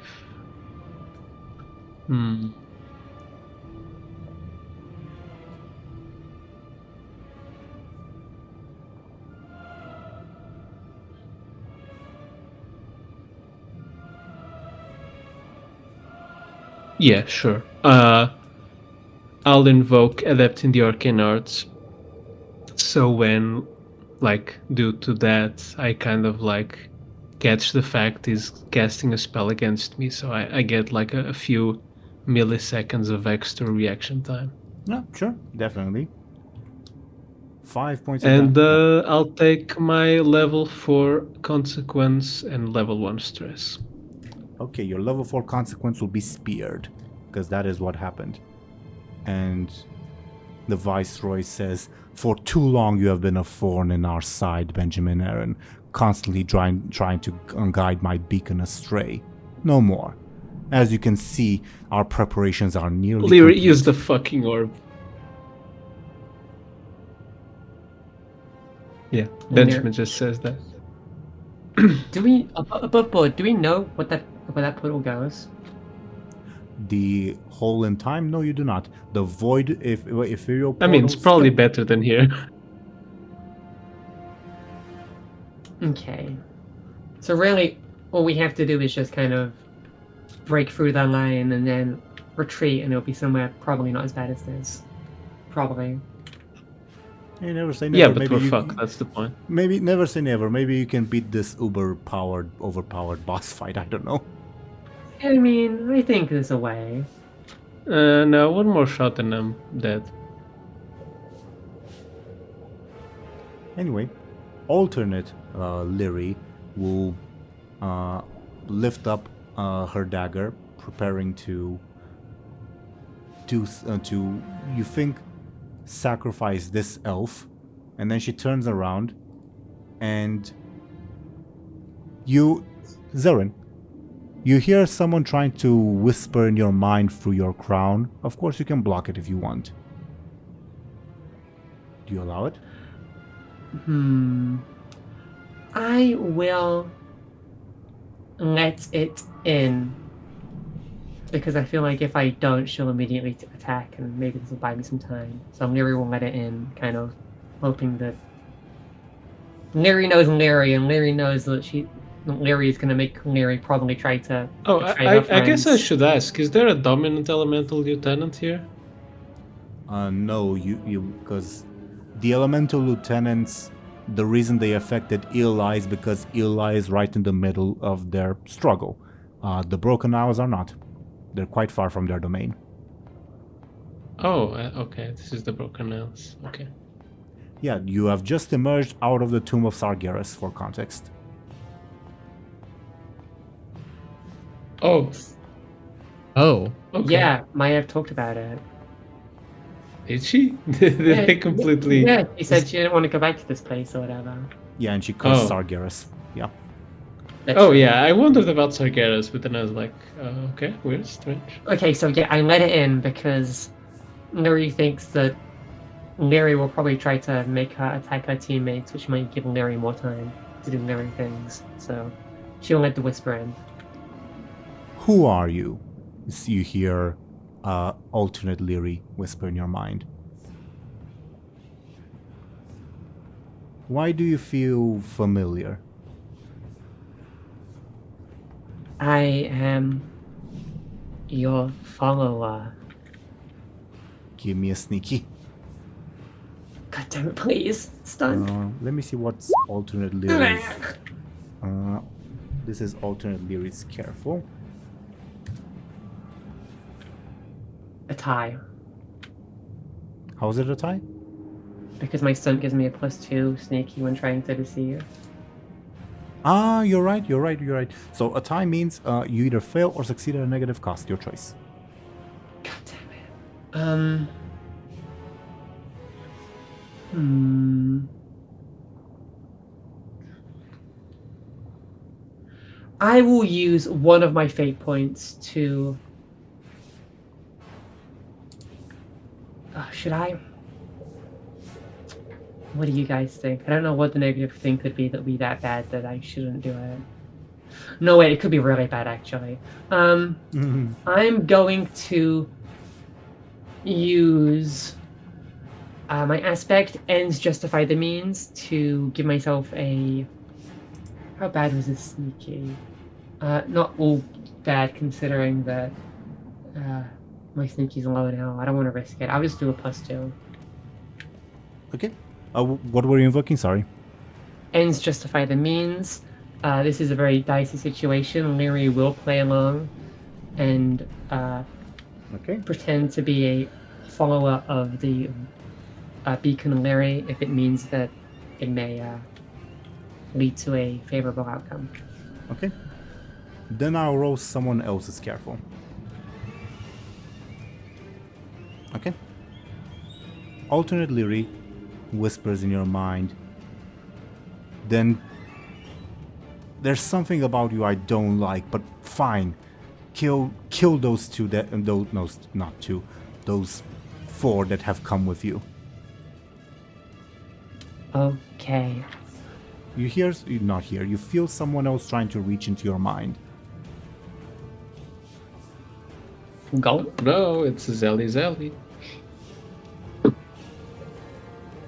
Do you allow this to happen? I will... Should I say no, guys? I feel like I should. Benjamin's bleeding out on the ground. He has no opinion. I mean above board, but... Yeah, I'll say no to the Zalcaf Whisper. Okay. Probably not the right choice, but the choice is made. Okay. Continuing on, alternate Lyri's turn. She looks ready to involve herself in the fight, but the Viceroy says, no, proceed as planned. For now, I will hold them off. And Hardtop says, and I shall too. And so alternate Lyri instead will proceed to each of the rival leaders of the Twilight's Hammer and begin disemboweling them with Zaltaf. Okay. She can only take 4 more points of damage.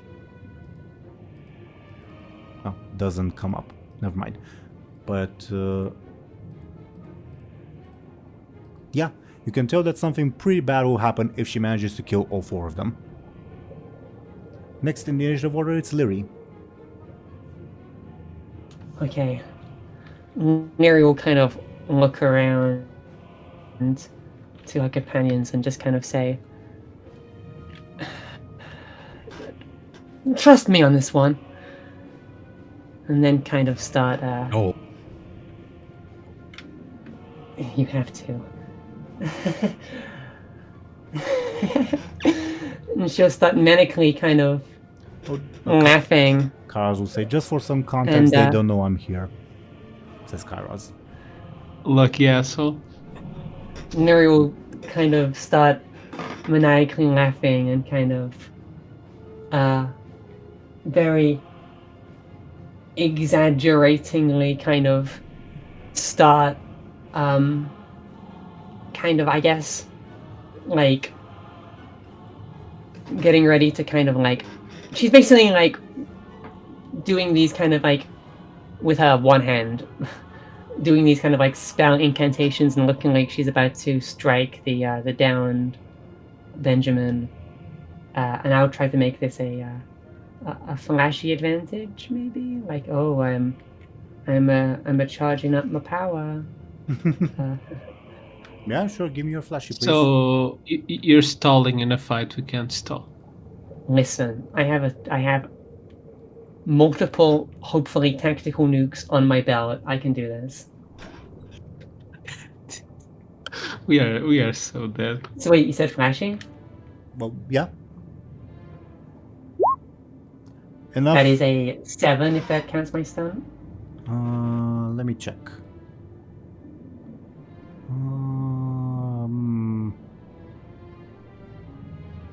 We should have been slightly more specific with that stunt, but yes, it does count. I know. I definitely asked, like, when you did it, shouldn't there be another condition? And you're like, no, it's fine. And I was like, oh, okay. Well, I think it was related to being pompous, but whatever. We'll deal with that later. Okay. Yeah. You gain 2 charges on an advantage. What would you like to call it? I am a charge in my laser. Okay.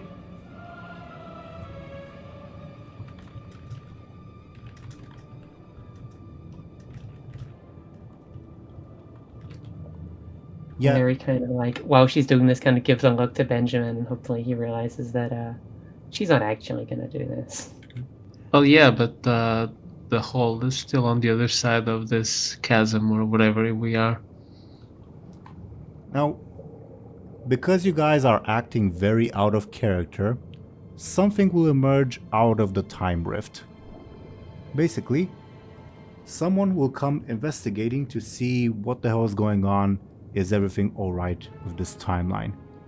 He does not gain the attention of any of the NPCs. It's quite obvious that they don't see him. And he will begin looking around to see, hey, is everything alright with this timeline? And Yeah, it's just the apocalypse, man. I mean, Wait. apocalypses happen, you know. Would Lyri flashily doing this while looking like a bronze draconic catch his attention? He if just you're came looking out. for He just time came stuff, out. it's He just probably- came out Okay. of the portal. Good Okay. for him. Kairos transforms into a rock. He's the No, new we got Shalon 2 rock people. Kairos Rock and Shalon Rock. Can you still talk? I'd rather not. Just tell me yes or no. If I teleport us out of here, is there a chance there's another portal elsewhere? A bubble, you mean like elsewhere on Azeroth, but in this like alternate timeline? Yeah. I mean, I'm not sure you can do that. As in, the erratic magic's messing with this place, and the fact that you're in combat, quote unquote, to joke a little, might. I mean, you can bubble hearts, so as long as they don't attack me, I'm fine, maybe.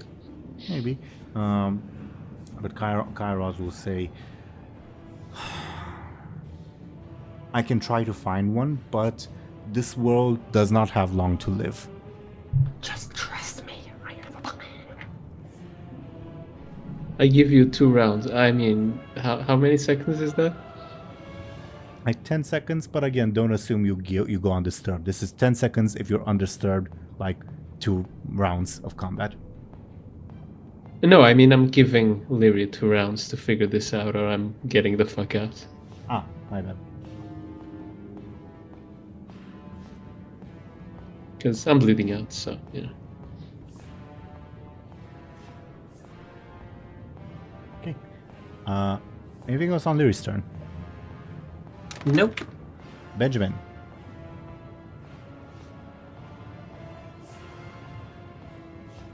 Benjamin will try to create an advantage by looking dead, staying very motionless. Yeah, sounds sneaky, yeah. Yeah. Nope. Hmm. You're not being very in character. Do you think the Benjamin of this timeline would just play dead? Says Kairos to you. More violations and more I of don't those. want to fucking die, okay? They are not going to stop this. It's not a good thing. We'll go back home. They are not going to stop this apocalypse. They're coming here to kill us. Is it the right thing to throw us back in where we came from? Not if they believe that we have intruded upon the Timeless One's collection and killed his servants. We didn't kill anyone. If anything, we killed the guy who attacked the actual Guardian man.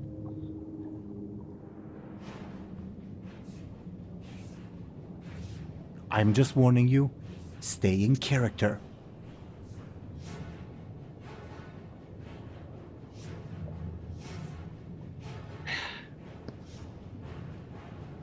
Anything else on your turn? I guess he stops pretending to be dead, but is kind of still on the ground. Was that an attempt at humor, says the Viceroy. I won't grace him with an answer. Okay. Alternate universe Shallan will skip his turn. He seems strangely static. More than Bladebeard.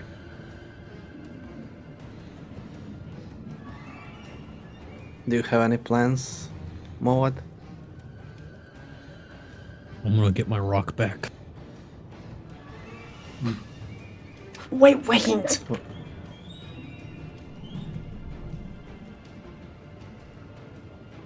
I really like that big rock. I don't know, something about it is Makes you want to Very- build a big tank, doesn't it? It leads, I don't know. Kairos will say, it leads to an even bigger rock underneath. That dumb orc warlock, when he raised this whole place, accidentally disturbed something he shouldn't have.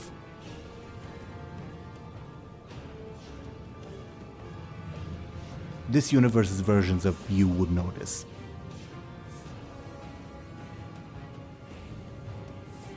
And where are they again? I didn't get that part. You're them. You've taken their place. So, are they where we were? I don't know. And why didn't Lyri take her own place or whatever? Do you think she'd allow herself to be taken at that point? Oh, Die. that works. Regardless, you are here. Act like it.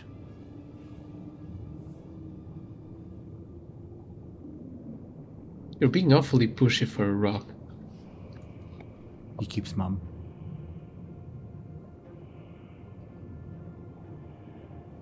Lyri, what's your plan?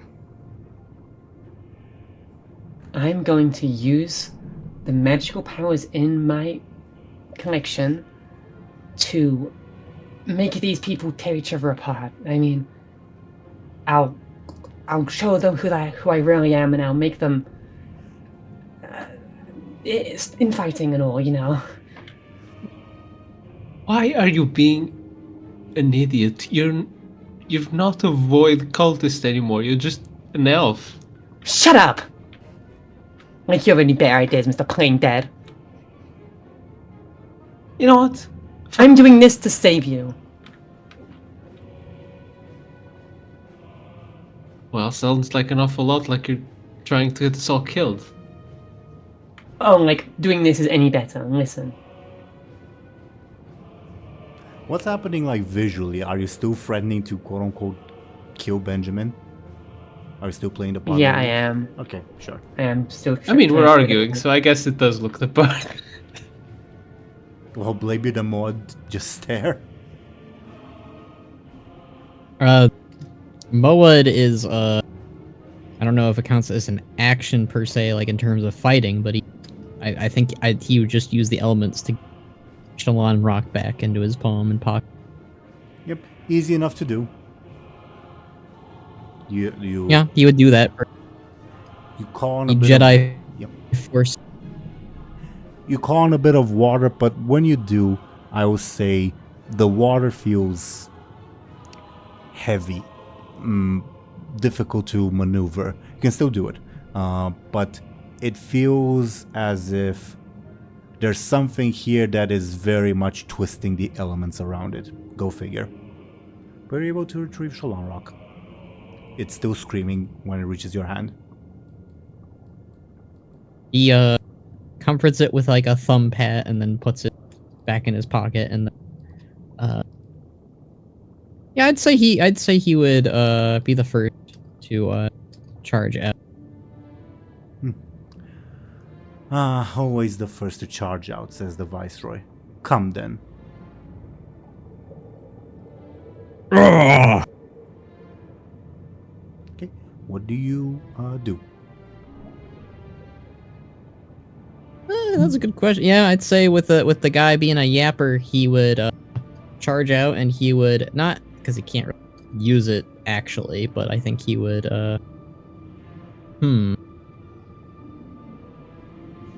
yeah, I'd say he would unleash his cannon onto the Vice. Predictable, he says. But yeah, give me, I suppose, a forceful attack. Well, actually, you have used your stunt, yes. Okay, so just, yeah, forceful attack. Yeah, that's what I was. Yeah. Yeah, it's not the stunt, because I already used it early. Okay.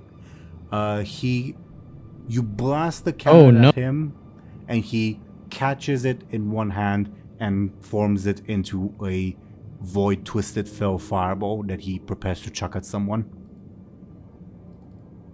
Power of a woman. I don't like that.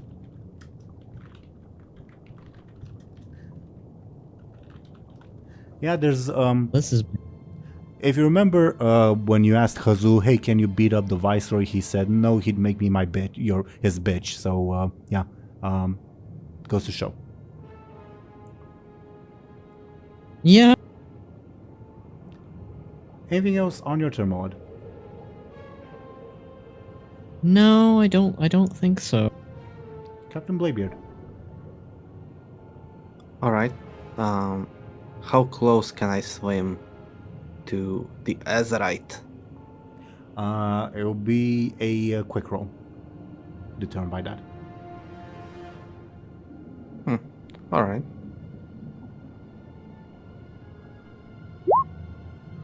Five. Like almost here-ish.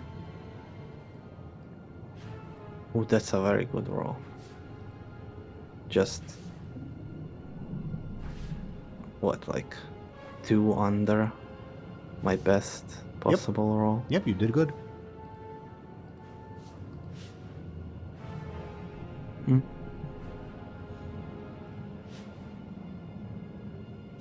Sure, I'll go there. Where did you point? About here. Give or take. Do not think I do not see you. Don't think that you'll be able to steal anything from me. Says the Who Viceroy. says that? Viceroy. Oh, don't worry. I ain't gonna steal anything. I mean, have I ever stolen anything from you before? My favor. You gave it. I didn't steal it. It is... never mind.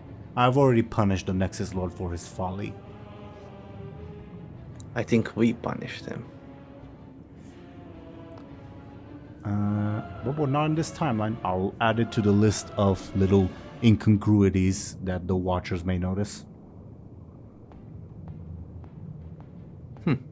Does Viceroy react to that? He looks puzzled. And then... How do they differentiate an actual lapse from the timeline disturbing?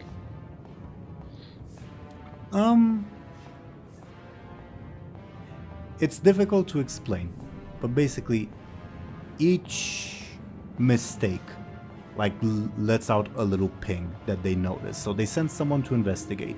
So it'll be up to the person they send to investigate, or people they send to investigate, to determine if more actions are required.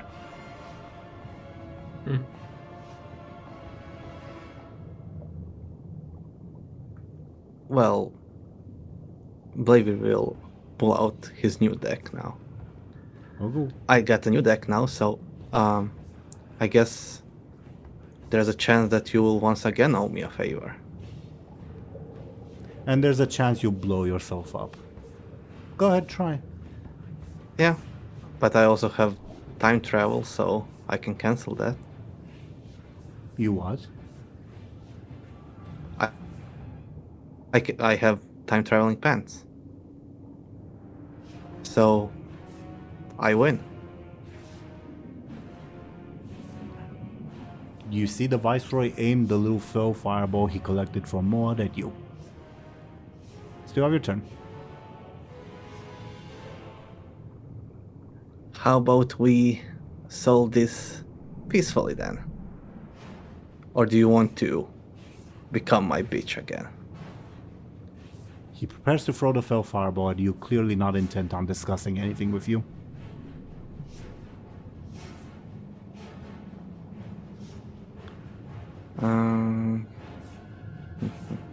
If I use Arcane Madness, it won't reach anyone.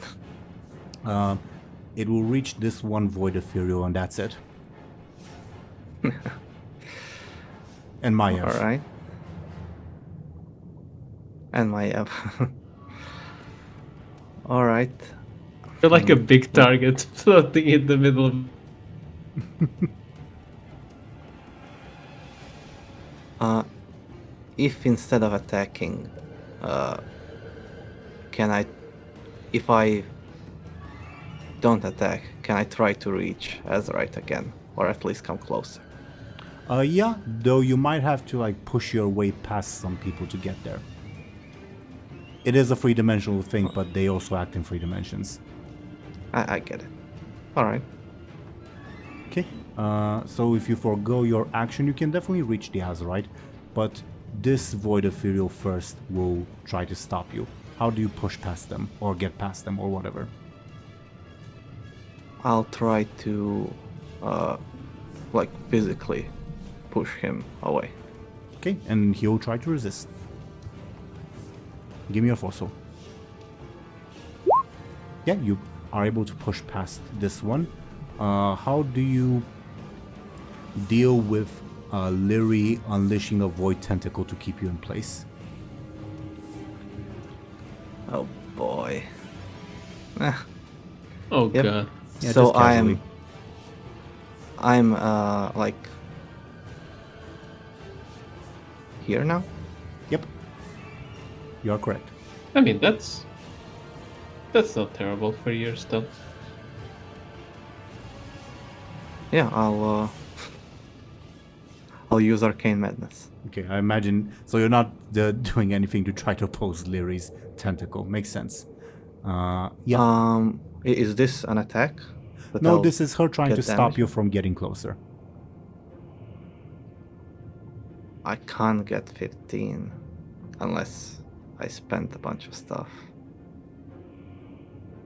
So I don't think so. Okay. You. I'll let myself get grabbed. I mean, you'll have to spend a shit ton of stuff to survive all the attacks you're gonna get. Well, you use Arcane Madness. Hopefully something. What's up? Hopefully something good happens. Yeah. You basically Bad for afflict them. everyone in like this sort of range. And I'll do. Does it affect like Azeroth itself? Not quite. All right, it's her blood. I mean, if it's crystallized, I guess it's like a crust and not really like flowing blood or whatever. Yeah, yeah. Okay.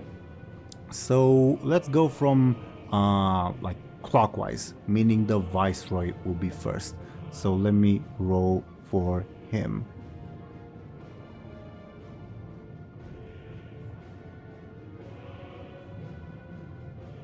$19. Oh god, that's okay.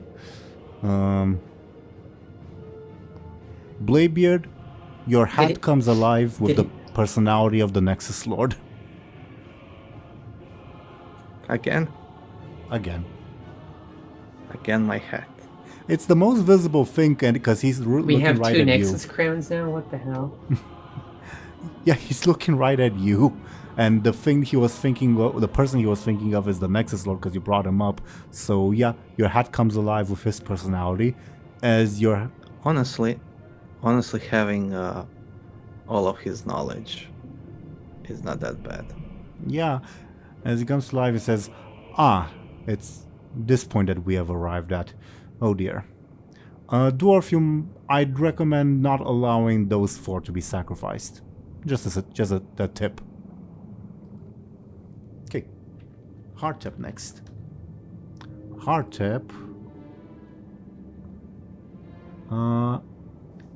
Switches sides for D4 rounds. Because his perception is altered. That's a big win. For 2 rounds. Yeah, that's pretty good. Shallan. 12.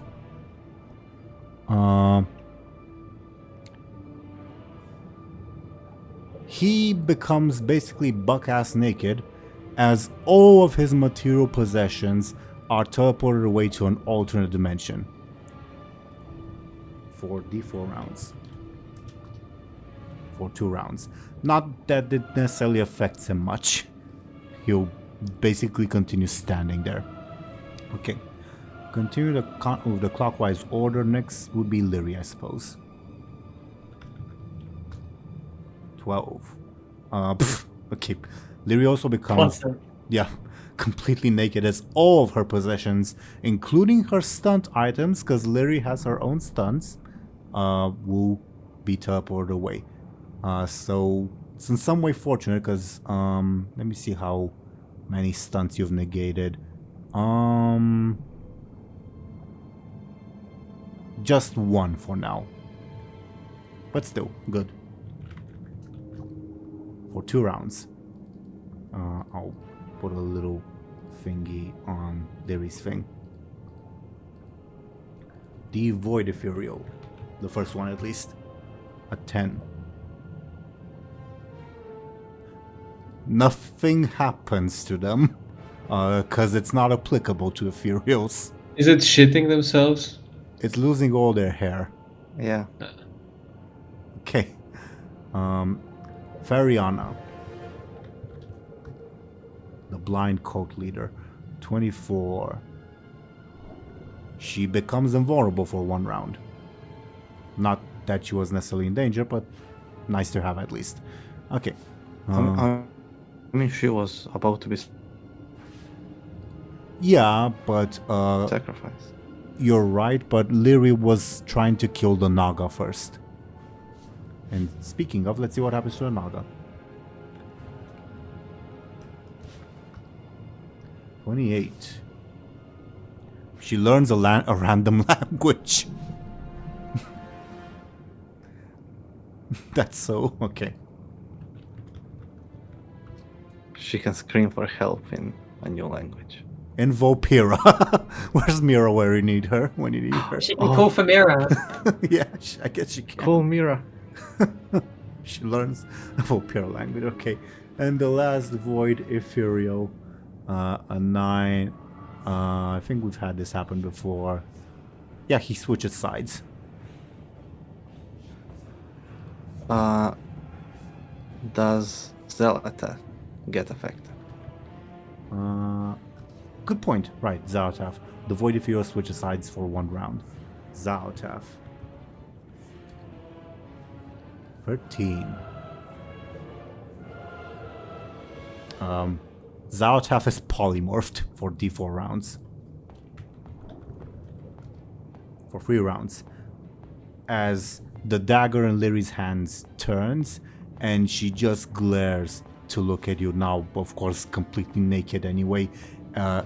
Having clearly interrupted her sacrifice, because she can't sacrifice anything with a sheep, she will now, turn her attention fully on you. Interesting results. The scene somehow became way more horrifying.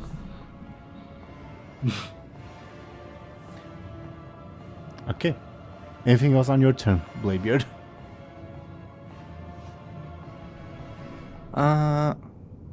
Should I pull some cards? Maybe I'll become the beacon. No, I think that's it. Okay. Watcher Vesuvius, not necessarily perceiving that, he's not in danger. He just walks around and he'll just do like a general inspection to see if everything is in alignment with like the timeline. Bladebeard is acting fairly in character. So he sees nothing awry at the moment, but he'll continue searching. The Void Ethereals. What's up? Above board, guys. Is it bad if he notices us? I don't know. I think it's good, honestly. Because I'd rather take my chances with him than with these void fuckers. Above board, my plan is to cause some commotion, then I can probably teleport us out with my stunt, maybe, if we can get past I the line. literally have a Hearthstone. I could have done that. I can teleport us to the portal, though, and we can jump through. But we're separated now. Also, Oh yeah, that's kind of an issue. Benjamin, you have an unbound Hearthstone. Yeah, we haven't been to an inn yet. But didn't we pick it with like... No, Lyri just pulled a Hearthstone out. I Okay. never specified that it was set anywhere. Well, fuck. Well, fine. I mean, I could have maybe tried that, but oh well. I mean, Bud still has the bag, so he can pull out like a... I wonder if you could command Lyri to be hungry for anything and she'd have to obey. And eat what? Kairos rock?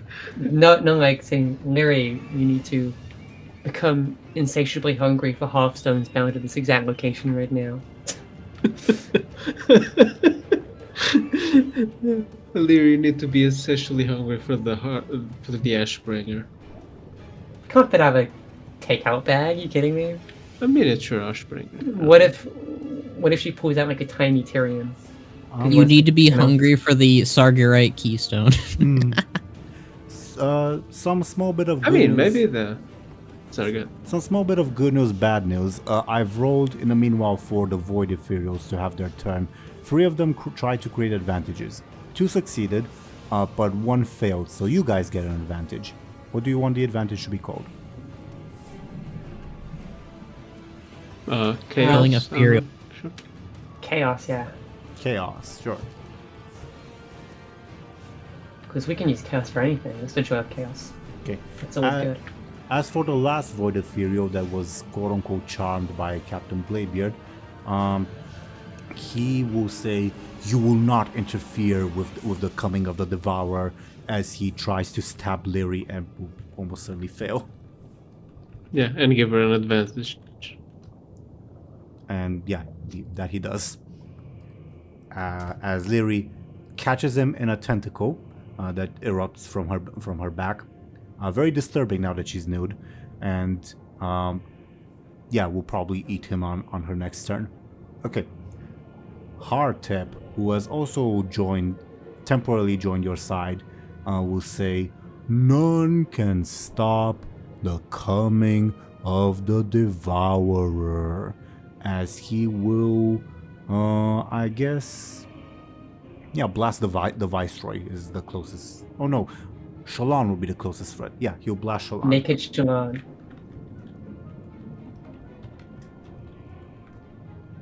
Yeah, he blasts Shallan with shadow magic, hurling him away as the Viceroy says, "What are you doing, you fool? You'll ruin everything." It is as the Devourer has predicted. Okay. And Shallan will take 5 points of damage. I'll write it on screen in a bit. Level 2 consequence and a free blasted, I'll call it. Okay. So Shallan actually tried to defend himself.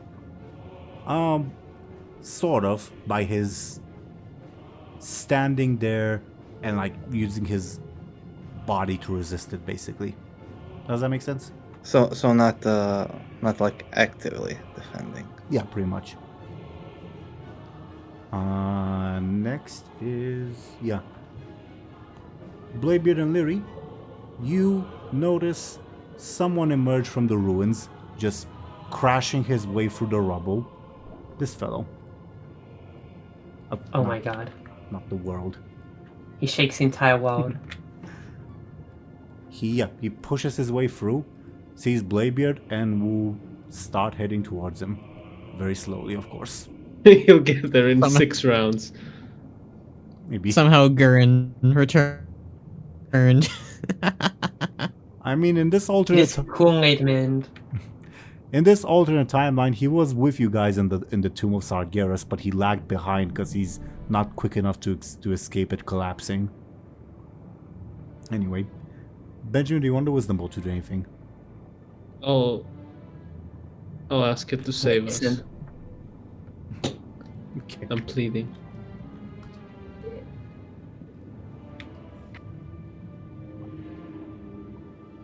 Your sound card works perfectly. My what now? Pogs at you, smiles. Okay, who do you want Maiev to attack from the shadows? Also, actually, I Shallan. wrote it wrong. It's a +9, not a +8. Okay. Shallan. I agree. Okay. He's naked and afraid. Kill Shallan. Oh yeah, the 2 beacons are naked and afraid.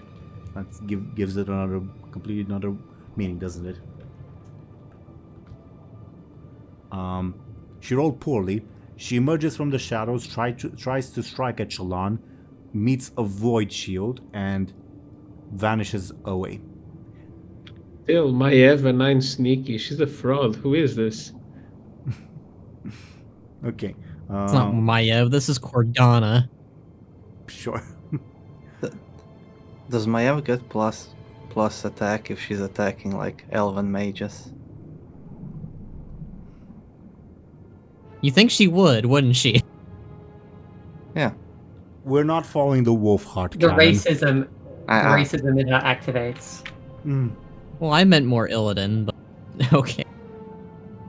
I was making a joke at Wolfheart. Yeah, Shallan gains an advantage because he defended himself quite well from Maev's attack. I don't believe anyone is really weakened enough for her to imprison. And well, I guess the only person would be the Naga, but she's already in prison, so it wouldn't do anything. So the Viceroy's turn. The Viceroy, as promised, will chuck the fell fireball at Bladebeard. I will, before he throws the ball, Okay. I'll look at him and say, if you attack me, your whole plan falls apart. And I would like to use my... No, if you attack me, sure, your whole plan falls apart. Or how should I word it? I want to lie to him, but I'm trying to figure out If you what to attack say. me or any of my friends,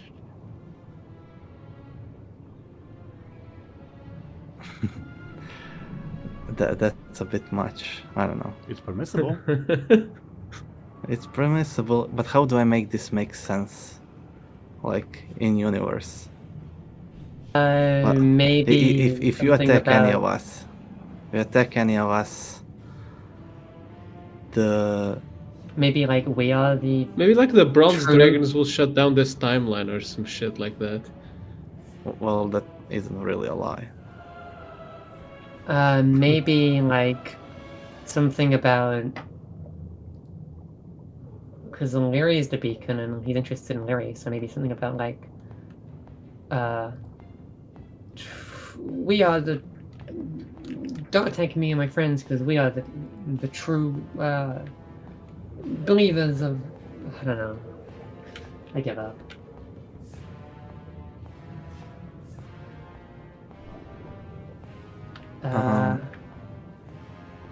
Sure, if I keep it vague, he's like a dramatic guy.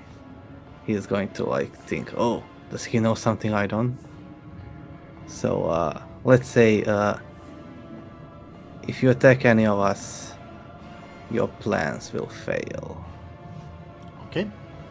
Per the terms of the stunt, he will take that as gospel, and the hat on top of your head says, wait, really? Everyone has to believe it. Oh yeah, yeah. Yes, I have seen things you do not understand yet, Viceroy. He will then instead spend his turn fortifying Lyri to do the fighting for him. So yeah, he gains 2 advantages as he channels energy into Lyri. Because yeah, he takes the meaning, yeah, if you Viceroy attack, then yeah, plan will fail. Wait. Alright. Even though you can be used as You're looking all right at of him. you. That's not a chiol. Do all of them individually think that they can't attack us, or is it just they think that only the Like, Viceroy can't attack? is the effect based on intent or perception? Like, do the Void Ethereals now think, oh, we can't attack them because the plan fails, or do they think the Viceroy can't attack us? so Well, the plan again, fails? putting things into perspective, what happened narratively was the Viceroy prepared to chuck a fell fireball at Bladebeard, was milliseconds away from doing so. Bladebeard stared at him and said, wait, if you attack me, your plan will fail. And most people would assume that he's talking to a Viceroy. Yeah, I can see it. Sure. We just got beaten by facts and logic. Okay. That was his turn as he fortified Lyri. Lyri will spend her turn devouring the Void Ethereal who tried to attack her. And yeah. She really is Zelda. Well, she does. She basically... it looks like a mana tap as she touches it and all of its energies go into her, leaving only a pile of cloth on the floor. Well, on the seabed, I guess. Thought she would slurp him like spaghetti. She's not the bitey Lyri, she's the I'm the beacon in the dark Lyri. Fair enough. Speaking of Lyri, She's refined. yeah. This is bad. I'll have to do my plan now. Just get ready to run the hell into that portal. Weren't you gonna teleport us? After I do what I do, maybe. Lyri will kind of... Anyone Is catch this Piggy? rock... Is this rock in the center? Like, how big is it? It's a big boulder. Like, bigger than you. Can Lyri, like, reach the boulder by, like, blinking on top of it? Not using the stun, just kind of, like, narratively moving on top of the boulder, so everyone can see her. Probably a bit, but give me a blink. No, not a blink. A quick just in case. Because you might fail. Oh, yeah, you can. Perfectly fine. Okay. Lyri will blink on top of the boulder, and she'll take off her disguise, and she will proclaim to the masses, I am your god, Lyri Embersorrow. Oh, this is I have come to this... What? I know, it's gonna fuck shit up badly. We'll be like that here. I have come to this time because I hunger more, I hunger still. I have destroyed my own timeline, annihilating the Ethereals and the Nexus Lord, and my void power is so great you cannot even sense it. I am above all of you, and you will bow down to me now or die. And I will consume the powerful dress that I have been holding on to to kind of unleash some kind of flashy display that might waver some of these forces that have kind of gathered in front of us. I'll give you a plus 10 Which bonus. shade of Lyri is this? I'll give you a plus 10 bonus. Is this with using the dress? Is this an attack, an advantage? I think I will, and this is gonna be, I think this will be an... Can I use this with judgment? Because, like, I might strike through someone's, like, mental or I guess, like, emotional defenses and, like, oh shit, this is bad. This is our true beacon. Okay, I'll use judgment, and I'll make this a plus 10 on top of my attack, which cannot be defended. And who should I put in my sniper scope? I'm thinking the Viceroy. He is the What do you guys strongest, think? I'll say. Yeah, he's also kind of the leader. I will kind of like using whatever magic. Alternatively, there's Lyri, because Beacon and all that. She has stunts. I don't want to fuck with them after last time where I did the exact same thing almost, and she negated it and then kicked my ass instantly. I'm gonna go for the safe bet on the Viceroy. So yeah, I'll kind of unleash this kind of torrent of kind of magical energy from the dress to kind of make this kind of display of, I guess, like dominance or like arrival. And I guess maybe he'll notice the crown I'm wearing of the Nexus Lord to prove my claims that I have indeed come from another time, as he, as we know above board, he's dealt with the Nexus Lord himself, so he knows that my claim is true. Give me... Yeah. Give me your flashy. If you get with the plus 10 bonus on 18, you will take him out. Yep.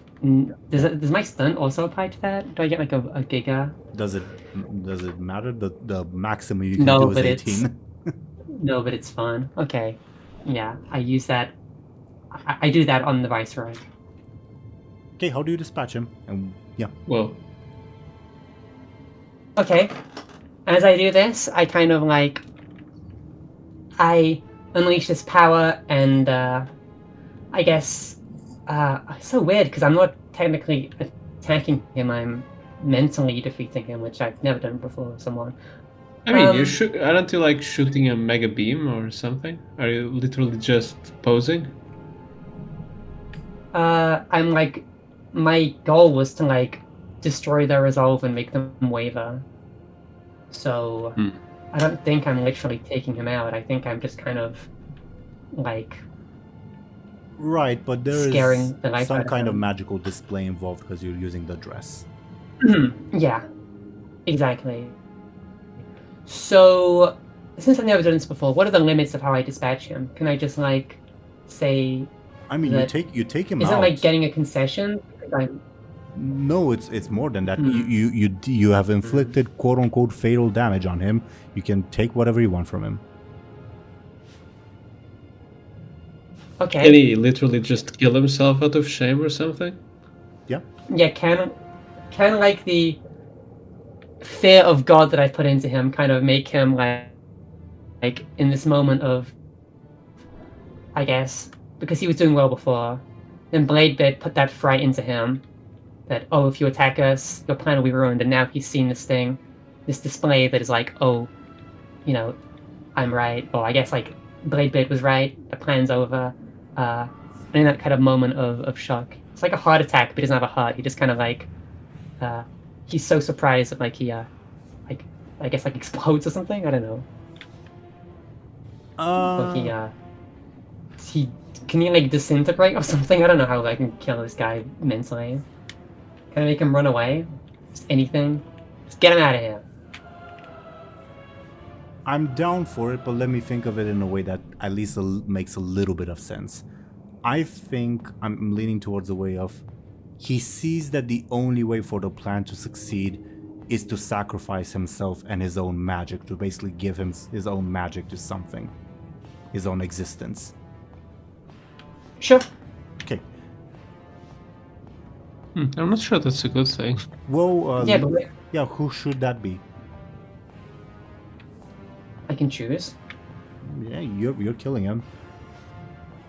Well, seeing that the plan, there's obviously a new better Lyri in town. I think. Wait, what is his magic like? Is he like infusing himself, or is it just like he's given a little something like an item or something? Is it like I am literally giving my essence to you? The latter. In terms of narrative, it will, after you've finished yelling, he will say, I see the way things are now. Very well, you will open the way. As he raises his arms and... Okay, who do we give this to? He's inclined to give it to you. It would be really funny if we gave it to Kairos. Lyri Maya. will kind of... You don't understand yet. Lyri will kind of gesture to, Okay, but can I make any kind of roll to see if you were to give it to the other Lyri, if she would like explode? Like too much power, kaboom. Give me a clever, please. do you have your... Oh, did you use your stun already? Yeah. Damn. Probably not. Above board. Okay. Lyri will kind of gesture her hand to Gorin. Gurin, sure. Okay? Yeah. I need naught but a simple slave. He dissipates himself, well, for lack of a better term. He releases all of the energy that was held up by his wrappings and unleashes it towards Gurin. Gurin obviously probably instinctively raised up a shield to protect himself. And what do you want to do, Zelryn? Do you want the Viceroy to possess Gurin? Do you want to give Gurin mega powers? Let's give Gurin mega powers. Okay. Yeah. It infuses into Gurin, basically doubling his stats. Though funnily enough, most of his stats are 0, so that doesn't do anything. So he's season 2. Okay. Won't he have like a power, like a force full of 18 or some shit? 10. 10. Oh, No. lame. If this was season 2 Gorin, then he would have 20. 20. Nevertheless, the Viceroy is dispatched, but you did that right in full view of the Watcher, who says, "We need backup. We need backup now. Level 2 emergency." As more of those dorks will come in the portal, through the portal rather.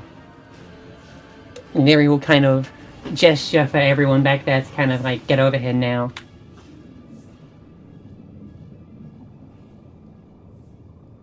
Damn, they got someone with a fell orc visage.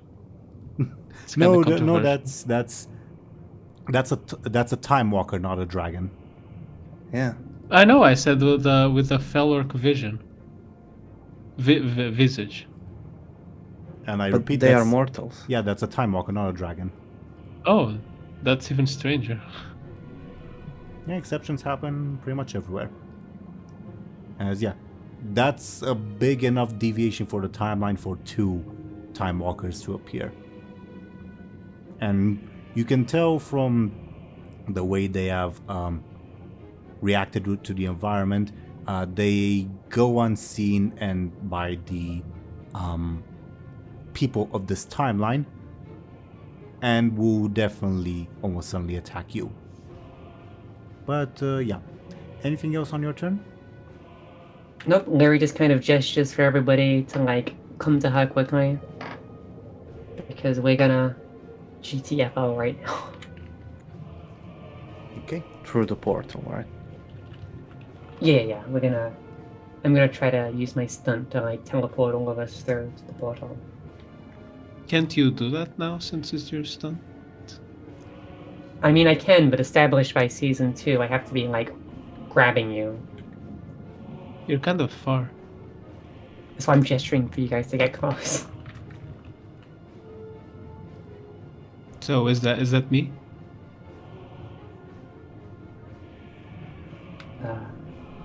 Well, I guess it is your turn now, yes. Yeah, I guess it is Benjamin's turn. Kara says, "Anyone care to pick me up?" Benjamin would grab him and like stuff him into his back pocket. Thank you. Okay. I'll try to commune with this timeline's gong because my pack needs his help. We need to be very fast to get to safety. Give me your flashy, please.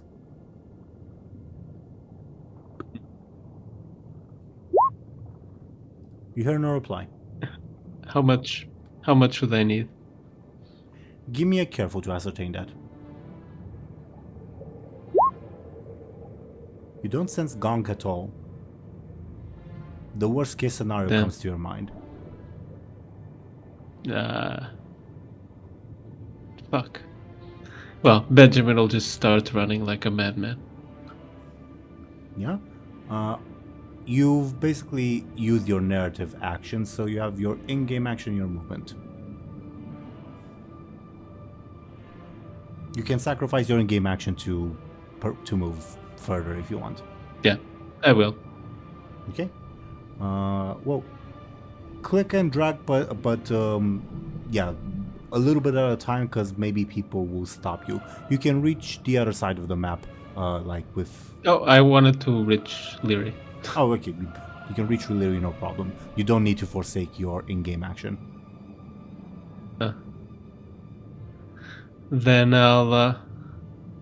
What's the plan? Will you like literally teleport us on top of the portal? Something like that, yes. Are you sure? Trust me. Well, I have to admit your plan sort of worked. Save this for later, okay? Moad! Yeah? Lyri will kind of... Can I... Continue. Yeah, actually, can I... I'll assist both. Yeah. Oh, okay. Sure. I'll give a +1 to Moad. Give me a second, because I do need to take a drink of water. All right. Mm-hmm.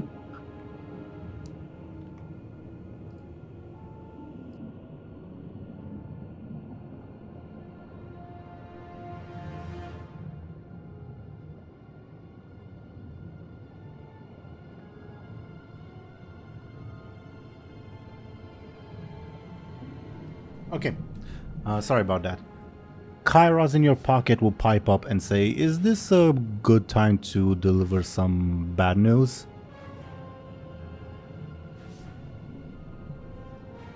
It can't get any worse. Go ahead. Unless we deal with them, the Time Walkers, we will merely be escaping to another alternate timeline. We cannot rejoin the Vault of the Timeless One until we are, well, hidden away or we have dispatched those investigating us. I mean, what's the chance that the timeline we end in is worse than this one? Very low, I'll admit. Then I think the answer is clear. Okay. Anything else on your turn, Benjamin? Nope. Okay. The Blood Oath Warden will rush forth and say, none of you may pass. We shall take you all into custody. We have many questions for you." As she will spend her turn trying to create an advantage, and she does.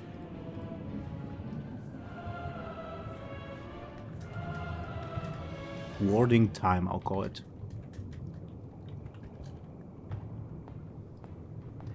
The alternate Shallan will continue standing there. So more than Bladebeard, it's your turns.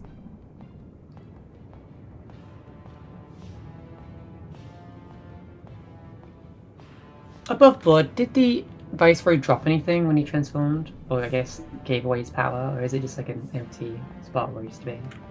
Well, this encounter does have You dropped loot. that. Well, this encounter does have loot, but you have not beaten the encounter yet. There's still at least 2 bosses left. It's not worth it. You have defeated the most difficult one, to be fair.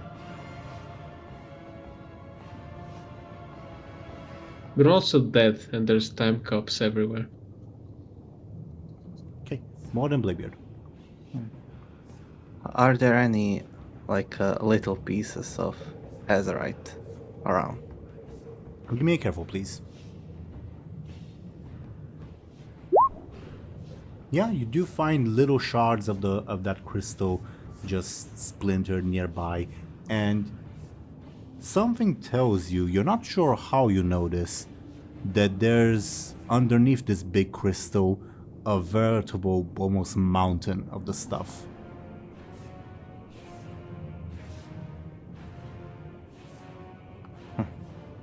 That's probably the reward if we win. Nope, I don't think we're gonna win. it is not a reward above board. Alright, I'll... Also, I could bring Zelatat with us. She's a sheep now. We don't need a third Zealotad back at home. Well, it could be fun. Also, I could kill her. She's just a sheep. Probably doesn't have a lot of health. Any damage breaks the polymorph. Oh yeah. So not even if I kill her completely in her sheep form,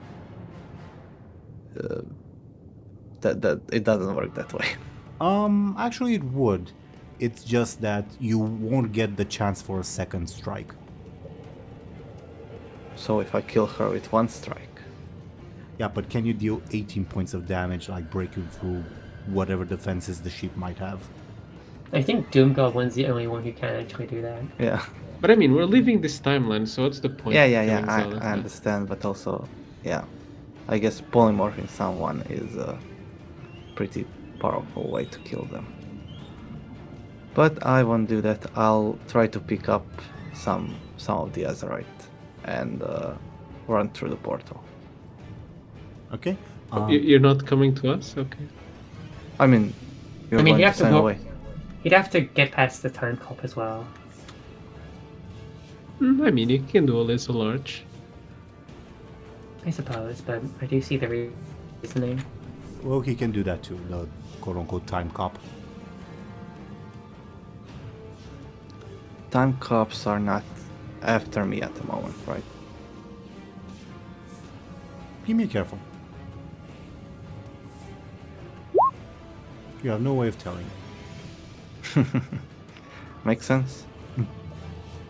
Yeah, I'll pick up some Azerite and let's say I'll be near the portal. You'll what near the portal? I'll try to swim towards the gotcha. port. The Well, lens. Lyri's still holding you in her tentacle. There's also that.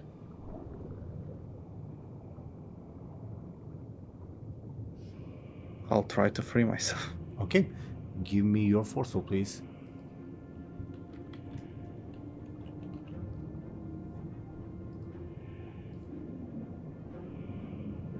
Yep.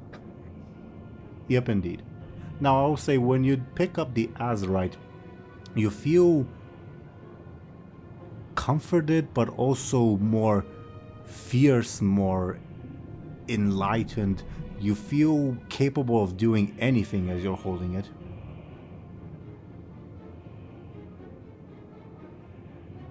Sure. You still have your turn. And And the fact that you've picked it up, I'll give you a +1 to your rolls, I'll say. +1. Alright. It's only a little bit. Attacking the tentacle would be like attacking Lyri. What are my advantages? To answer DoomGoblin's question, the tentacle... Yeah, it is part of Lyri. What was Zelryn's question? Can I give him some of my advantages? Yeah. Seeing as my display just initially destroyed the Viceroy, and there's now another Lyri, maybe the my display is, making her a bit weaker in her grip because she's preoccupied. So if you want, you can use my advantages. To do what? To increase your roll and get the hell out of there. I mean, you still have to invest, but I will say, DoomGoblin does not have to necessarily invest in this previous forceful roll that he gave. If he decides to attack Lyri instead, and succeeds, breaks through Lyri's defenses, Lyri will relinquish her hold on Bladebeard. Make sense? Mm-hmm. So I just need to deal 1 point of damage. Yeah, pretty much. I will first poison her with my stun. Oh, good point. Good point. I'll throw a poisonous dagger at Lyri. She snarls and her voice echoes. It's not as animal. Well, you have not met the Duskwood Lyri, but it's not quite as animalistic, more otherworldly and alien. And then I'll try to cut her down with the arcane sword. Yeah, give me your forceful, please. That's a 7. Yeah, so you deal 2 damage to Lyri. You can still use my advantages if you want. To kill her? Well, it's not enough to do that, but do some real I mean, damage. I do get free. Right? Teeironor?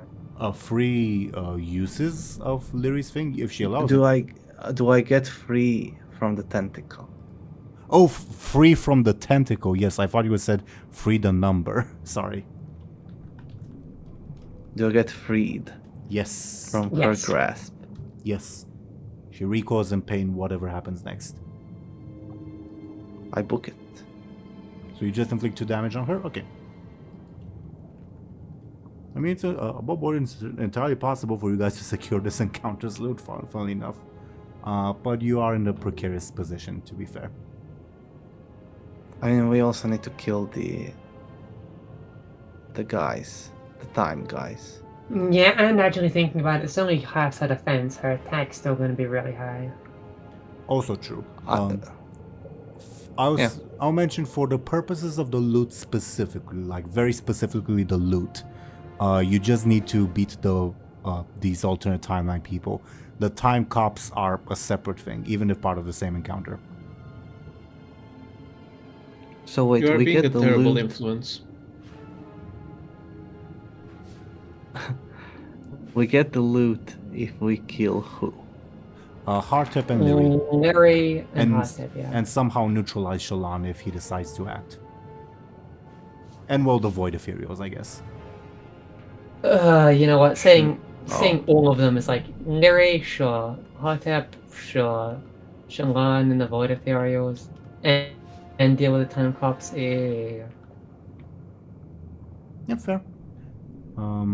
I mean, I could try to Benjamin's just negotiate shaking with them, Lyri, but- telling her to get us out of here. Oh, also, Yeah, I think Lyri will. Yeah. I forgot Bladebeard, because you have a +1 from the Azurite, you deal 3 damage, not 2. My bad. Ooh, big difference. Oh, worth All pointing right. out. Worth pointing out. I think we are not going to finish this. We are running away. So Yeah, I like gambling, but this seems a bit extreme. You have your movement. I would like to deal 3 damage. You have dealt 3 damage. She has taken it as a level 3 stress. You still have your movement, and she relinquishes her hold on you. I'll swim towards the portal. Okay. Above board, just an above board recommendation, maybe you guys will want to go through the portal all at once, because otherwise, like, it will take some time until everyone gets there. Like, I'll have to resolve everyone individually and all that. Sure. I'll, like I said, like a few minutes ago, I'll stand near the portal. Sure. The Felor Time Walker says, Surrender, intruder. You do not belong in this timeline. Says who? Says the Bronze Dragonflight.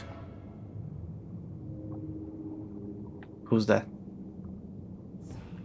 Yeah, he'll no longer continue this dialogue. His turn's coming up after Maud anyway. Anything else on your turn, Bladebeard? No. Maud, your turn. Is Moed able to use his watermelon? You are in combat. Oh, you have not suffered damage. No, you are in combat because you've tried to attack the Viceroy of your cannon, so no. Well, I figured because the Viceroy is gone, that'd be okay. I mean, you could I probably. mean, your still quick reach is us all with- right, and you have an assist from me, so. Yeah, we're That'll be not that fine. far away. You can probably reach us. Alright, yeah. Oh, he can Moed definitely would- reach Benjamin and Lyri. He doesn't even need to roll for that. The roll might be for reaching Bladebeard. Well, we have a get out of jail free card anyway, so. Okay, Yeah, well, he would now definitely you run. can use. Yeah, now you can use like your action to, I don't know, or a farm defenses or something. I don't know. Let's just get some defenses up in case they attack us, I think.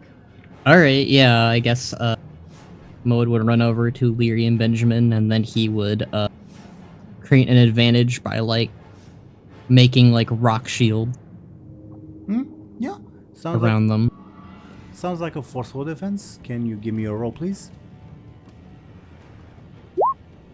That's enough for one charge. It's not as strong as you'd hoped. Again, the elements are difficult to work with here. What's the name of this advantage? Rock hard. Sure. Insert comment about Shallan and Lyri being naked, I guess. Horrifying. And also Shallan being a rock as well. Also that. Perfect name for the episode. Okay. Anything else on your... I mean, it could literally be between a rock and a hard place. Or, have Yeah. we had that one? I feel like think maybe we we had have. that title. Was that used for your guys' coal thing? I Maybe? don't think so. So either. We can do Naked and Afraid too. Electric Boogaloo. Electric Boogaloo. Anything else on your turn? Actually, we haven't had that title, Between a Rock and a Hard Place. Or wait. Oh wait, the whole list wasn't loaded. Let me see. Thank you for I checking. don't think I have any. No, it hasn't. Khono, anything else? Anyways, alright. No. Okay. Next in the initiative order, Weaver Karnuk. He will attempt to put you to sleep by weaving sands in your face, Bladebeard. Karnuk is the fell orc. How do you defend yourself? Oh, that's a good roll. And I have +6, so I need to. Yeah, I can only beat him if I get like Crit. critical. I also have fate points.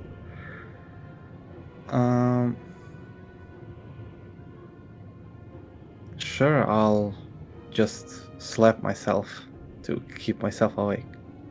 Sounds like a careful, clever defense. I I think you should I punch joke. yourself. No, I joke. I was joking. It definitely sounds forceful. There are quite a few times where you were not joking about stuff like that. Alright, I'll roll forceful. Let's see it. Not too bad, I guess. Oh boy, I'm one hit out of. I have 1 hit point before I die. You can use So, one of my advantages if you want. I will use fate points. I will say that because Captain Bladebeard is a swashbuckling dwarf rogue, he is not someone who is easily put asleep. Makes sense, yeah. And I need to spend 1 more, right? No, use one of my advantages. You are tied with the Azerite, Oh yeah. Oh yeah. but he will use your level 4 consequence. Use my advantage. I'll use chaos. Okay, sure. Tie means Karnuk gains an advantage as he will. Yeah, I'll put another one on warding time and allow all the time walkers to use it.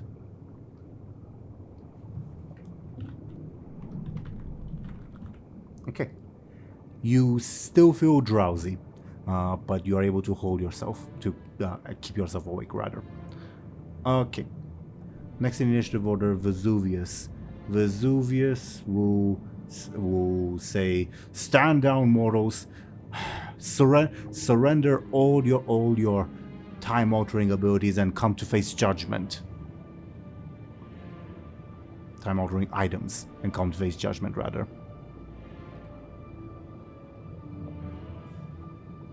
I assume he gets no reply. Nope. Okay. Then His head's just shaking. Then he will I guess throw a fireball at Bud, because Bud's the biggest. How does Bud defend himself? Moad would try to advance the earth shield he already kind of made and further it up against the blast. Yeah, sure. Careful or forceful, your choice. Oh wow, this guy's a fraud. +6. He's a scout, not a fighter. But yeah, Maud, you gain an advantage. Another rock Right, hard? I will throw that up. Yeah, another rock hard. Hell yeah. Okay. The Void Ethereals. They are mildly confused about the fact that you guys are not preoccupied with stopping the apocalypse anymore. So they'll continue trying to, like, fortify themselves.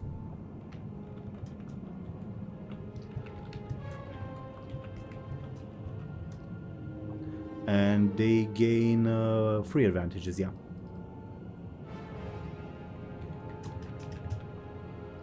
Okay. Hardtip still believes that the enemies are allies. That said, he cannot see the Time Walkers, so he turns to the Void Ethereal behind him and says, "You will not stop what is to come," and attempts to obliterate him.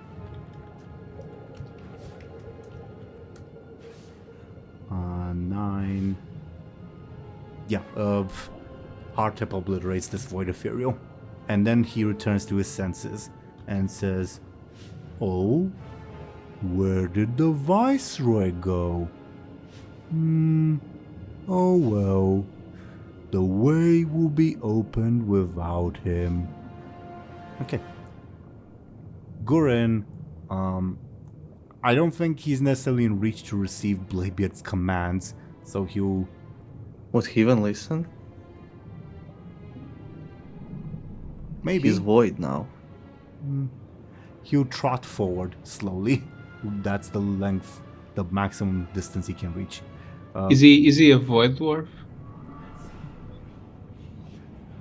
Or Scarred? Yeah, funnily enough, I think so, yeah. Thompshire, do you want the Wisdom to do anything? I'll say shield us.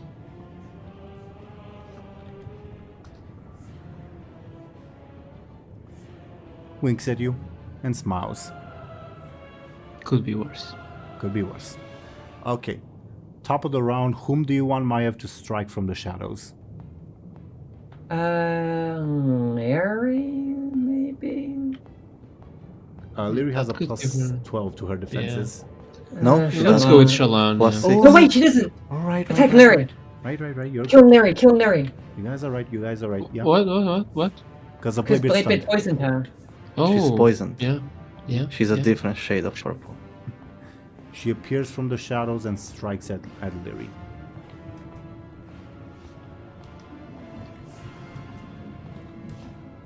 Inflicting 3 damage. Yeah, Lyri will take her level 1 stress and her level 2 consequence. Shadow struck, I'll call it. Okay, if we still had our stunts that we used in the start of the session, I think we might be able to win this. Yeah, quite probably. I mean, I don't have the stunts because I used. Well, yeah, I know, but I'm saying if we did have them, I think we might be able to win this at this point. Yeah. I'll again Uh, shake Lyri and insist for her to get us out of here. Give me a second. Grab the wisdom ball too. I can holding summon a criminal ally.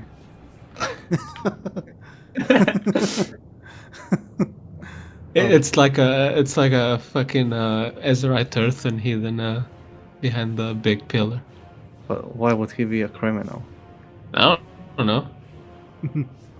He's I guess aren't like the evader. Earthen in the War Within not following their edicts? I guess that's being a criminal, kind of. I mean, it used to be. I mean, I guess the Titans, they are all criminals now. But yeah.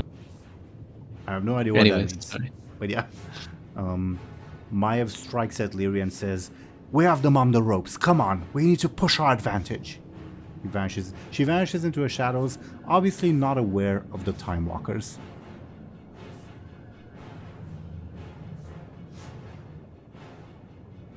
Okay. Alternate Lyri. She will...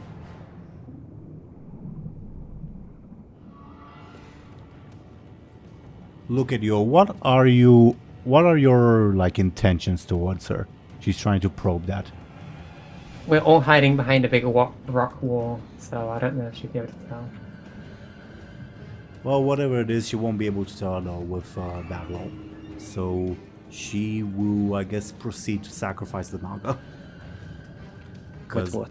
Because causing the end of the world is more important than dealing with you lot. But her dagger is a sheep. Oh, right. Yeah, I'm dumb. You're right. Zartav is still a sheep. So instead, she will say... I mean, she can hit her. Yeah, because she can easily overhit her is the issue. So instead, Wow, that's a interesting problem. Like, oh, Zealot is a sheep. I can free her by attacking her, but I can So, also wait. kill her. Do we know any of this Lyri's aspects? Are they No. season 2 Lyri? Oh god damn it, okay. and you don't know her stunts yet. She has not yet used them. I mean, high concept is probably beacon in the dark or something like that. Or at least that would be fun. I guess you'll do something really mean and say, Bud, come on, we've been through so much together, and she uses her Renegade's Resolve stunt to teleport right in front of you and try to drain you dry of your magic, your life essence, your everything, and just to be sort of extra mean, she will use her Judgment stunt. That's awful. Oh god. Wait, I have an idea, bros. It's okay. If it comes to it, I'll do a get Okay. down, Mr. President. Well, she rolled. She got a 14. Oh You're, shit. you're worse off than Bud is, unfortunately. I know, but Well, Bud's either nice. way, it's enough to deal quote-unquote lethal damage. Advantages, go. I mean, obviously. Yeah, I mean, Moed would I guess obviously be using the. yeah, technically you can use advantages and the like to reduce an enemy's roll. It's just something that doesn't come up very often. But yeah, it's permissible. I mean, I assume that he'd be able to roll against it and do all that jazz She of u- advantages. She She used used her stunt, you can't. yeah, she Oh, has stunts to strike through your defenses. Is what happened.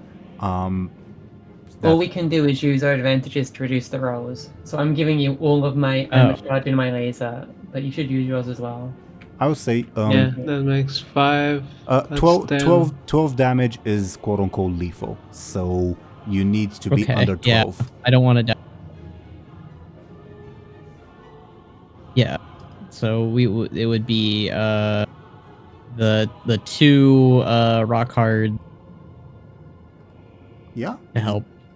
makes And then- sense. She will use your level 6 consequence to bring it back to 12. Oh god. Use armor charge in my laser. Yeah, I will use that as Lyri has suggested. Okay. My dazzling performance earlier has maybe rattled this Lyri, and maybe she pulls her punches unknowingly because of that. Are you using all 3 of them?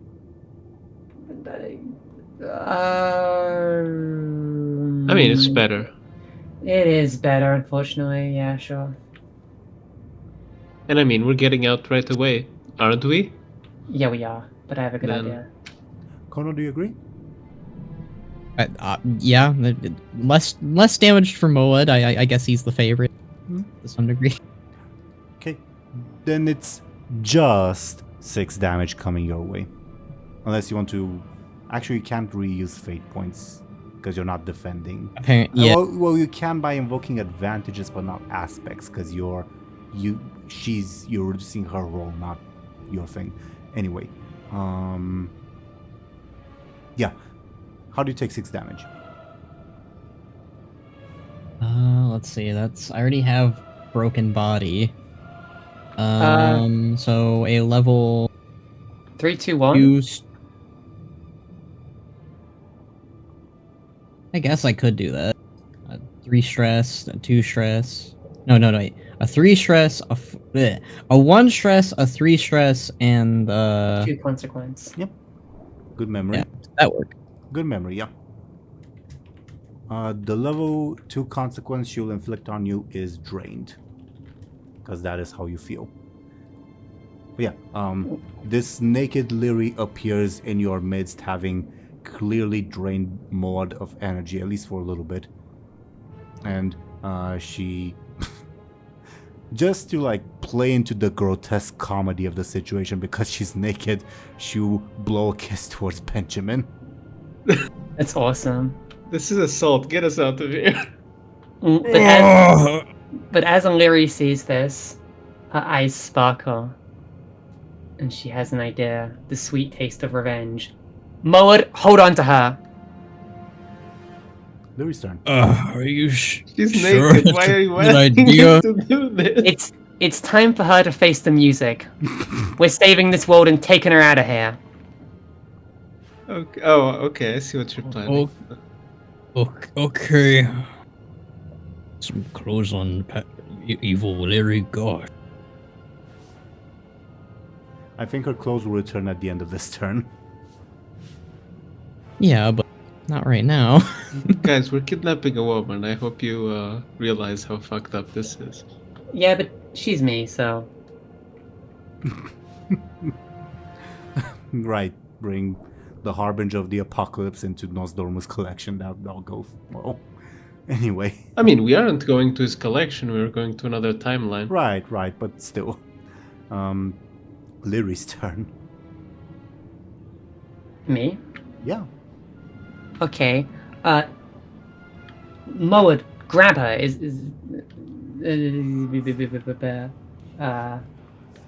Wait, Moed doesn't even need to grab her. I mean, I guess he kind of does a little bit. I mean, I guess she's still. I don't. He wanna can say- grab her I don't wanna say narratively. sucking him dry, but it's kind of what she's doing. Yeah, I guess Moed would put her in a full Nelson if he's allowed. You can do that on your turn. Try to at least. God damn it. Okay. Let's just get out of here. You know what? Fuck it. I'm. Wait. I'm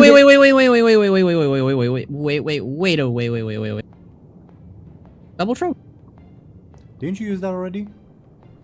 Yeah, Yeah, you did. I think so. No, I didn't. Yeah, I you used used it it last You session, use but it to not use this session. no. You use it to use the Throwdown Showdown. Throwdown Showdown. Yeah, you Oh, I shot the did? cannon. You shot the cannon, then used it, and Oh, threw. I thought I could do Benjamin Throwdown into the Showdown void. anytime. No. Okay.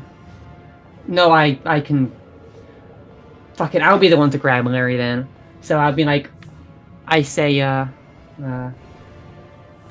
kind of say, Benjamin, Moed, grab onto me, and I'll kind of grab onto fucking evil Lyri, Beacon and Dark Lyri, and I will use my stunt, Renegade's Resolve, to teleport all of us under the guise of invisibility right onto that fucking portal. First and foremost, let's see if alternate Lyri allows herself to be grabbed. How do you proceed to try to grab her? Well, currently, she is, like, grabbing, or I guess attacking Moed. No, she And- put her well, hand she- on Moed and then took it off. Okay. Well, now that she's right close to Lyri, and Lyri did kind of make that big speech, and, you know, kind of get rid of the Viceroy, basically, and proclaim that she's the real beacon, or blah, blah, blah. Lyri, knowing what the other Lyri did in the Duskwood timeline, knows that this Lyri will probably try and mana tap her. So Lyri will kind of say, "Come on, I know you want it," and like grapple onto her, like in Duskwood. It's like a kind of up and luff, using her prior experience to kind of know that this Lyri will try and do the same thing. You know what the fucked up thing is? She does not have mana tap as a stunt. She instead has visionary as a stunt. And she I mean, didn't she mana tap both as a non-stun? yeah, as a non-stunt. I mean, yeah, that's a non-stunt thing. And instead she'll use her visionary stunt to alter the senses of a target.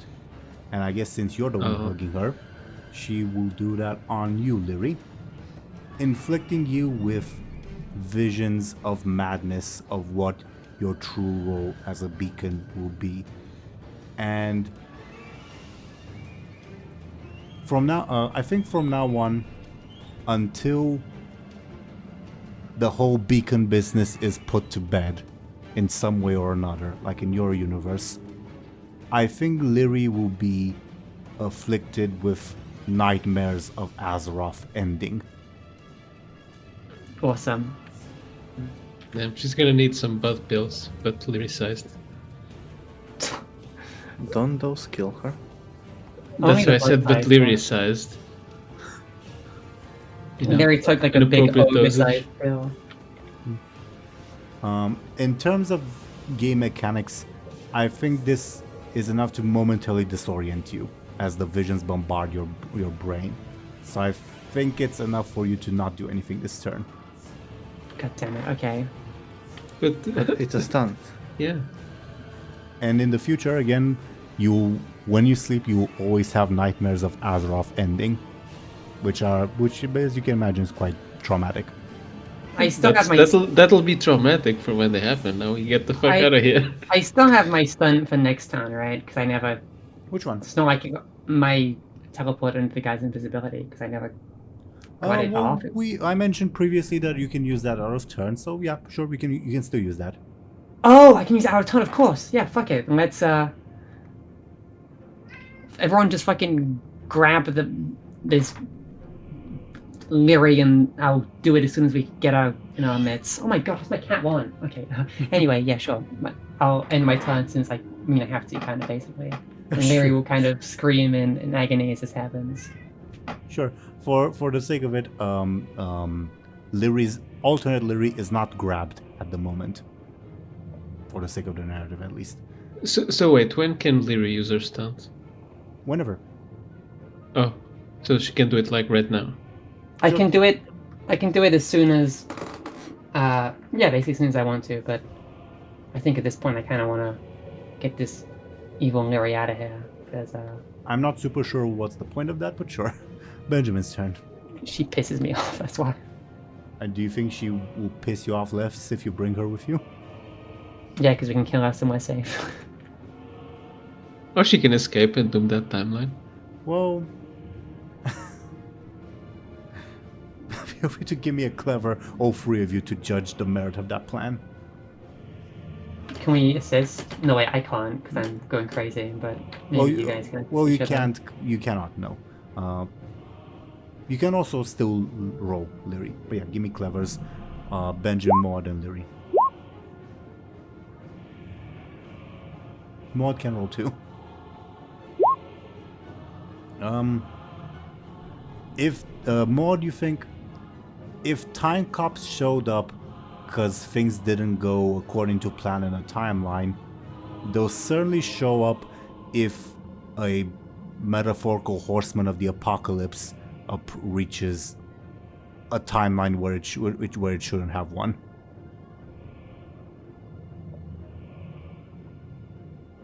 It was a bad idea to bring this evil Lyri. I mean, that was already a bad idea. I mean, Moa doesn't really know what Lyri's plan was to begin with. She just said grab her. So, and that's gone awry. So Moa's kind of just like, all right, get out of Dodge plan then. Benjamin, your turn. Can we get out of here? This is getting stupid. Okay. Agree. Okay, Lyri will kind of grab her head in agony and lock in for a moment to use her scent and teleport everyone under the guise of invisibility to the portal. Yep, that works. It is mildly exhausting, but it works. Feel free to move your tokens up here at the little portal thing. Bladebeard does not see you because, yeah, under the guise of invisibility.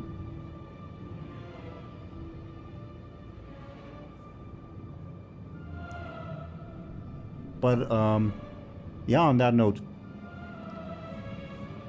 you appear on top of the portal and thus would proceed to enter it. Will someone pull me in? Will someone clue Bladebeard in? Since it's my turn, I guess Benjamin would kind of grab Bladebeard like collar or something and push him. Pull him, I mean. Bladebeard, Grab him by the scruff of his neck. Yeah, Bladebeard, do you allow yourself to be grabbed? Absolutely not. Sure, then it's opposed forcefuls. No, I'll not defend forcefully. I'll defend cleverly. How does that make sense? I allow myself to be pulled. Okay. you will you allow yourself to be That is the most clever way to be pulled into the portal. Yeah. Yeah.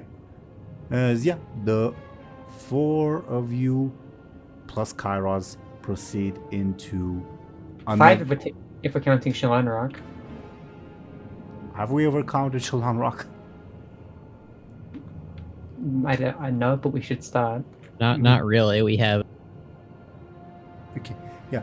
The five of you, well, yeah, proceed into another timeline.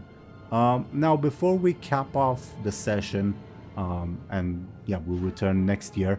Should I reveal what this next timeline will be? Yes, please. Yeah. Bird. Also, does Void Guren kill Void Lyri? That was the last thing I was gonna say, but good point, DoomGoblin, for bringing it up.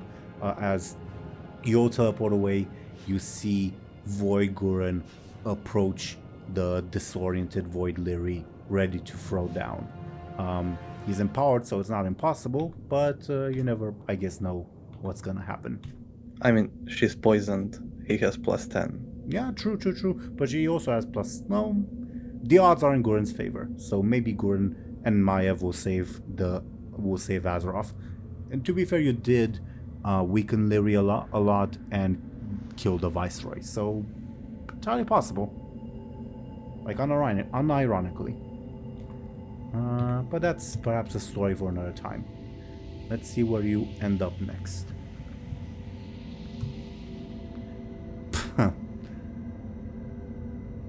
Oh, even worse. The second worst option. Oh, come on.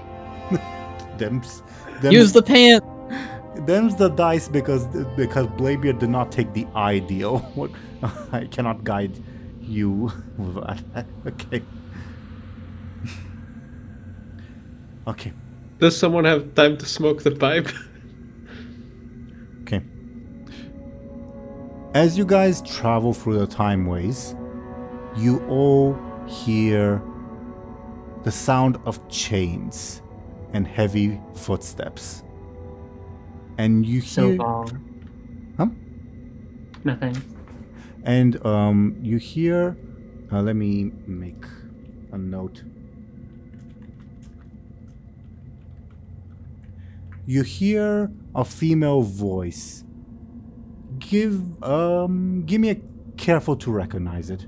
Try to recognize it. All of you can. Yeah, Benjamin, you hear the voice. It was obviously distorted at the time, but you can tell it, of one of the 6 shadows in the Council of 6.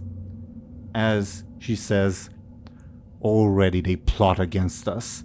Seize this moment, Varian. Dismantle the Horde. And you hear the footsteps of Varian, as you recognize this voice, as he marches forth and says, I will speak to your war chief. And there's a pause, and then you hear the 2 familiar voices of Moad say, we speak for the Horde. What? And you hear bloodshed and a fight happening, and you will emerge in the aftermath of that bloodshed. While I put The stuff, worst twist to be left on. while I put stuff on screen, feel free to opine, I guess. I don't even know what to say.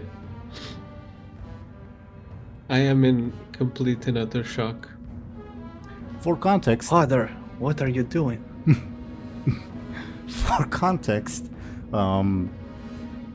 These absolute worst case scenarios that you guys have stumbled into is basically me imagining the most absolute tip-top way that your characters can wind up in terms of power levels. Okay, there's also one for Bladebeard and also one for Benjamin. The other options were the happiest periods of your life. Unironically. Wow. Wonderful. Wow. The second worst timeline is Moed becoming war chief. Okay. It's second worst in the sense that, he is uber powerful, is what I mean. Moed if he stop being nice. Okay. Now all of you will emerge over here for context.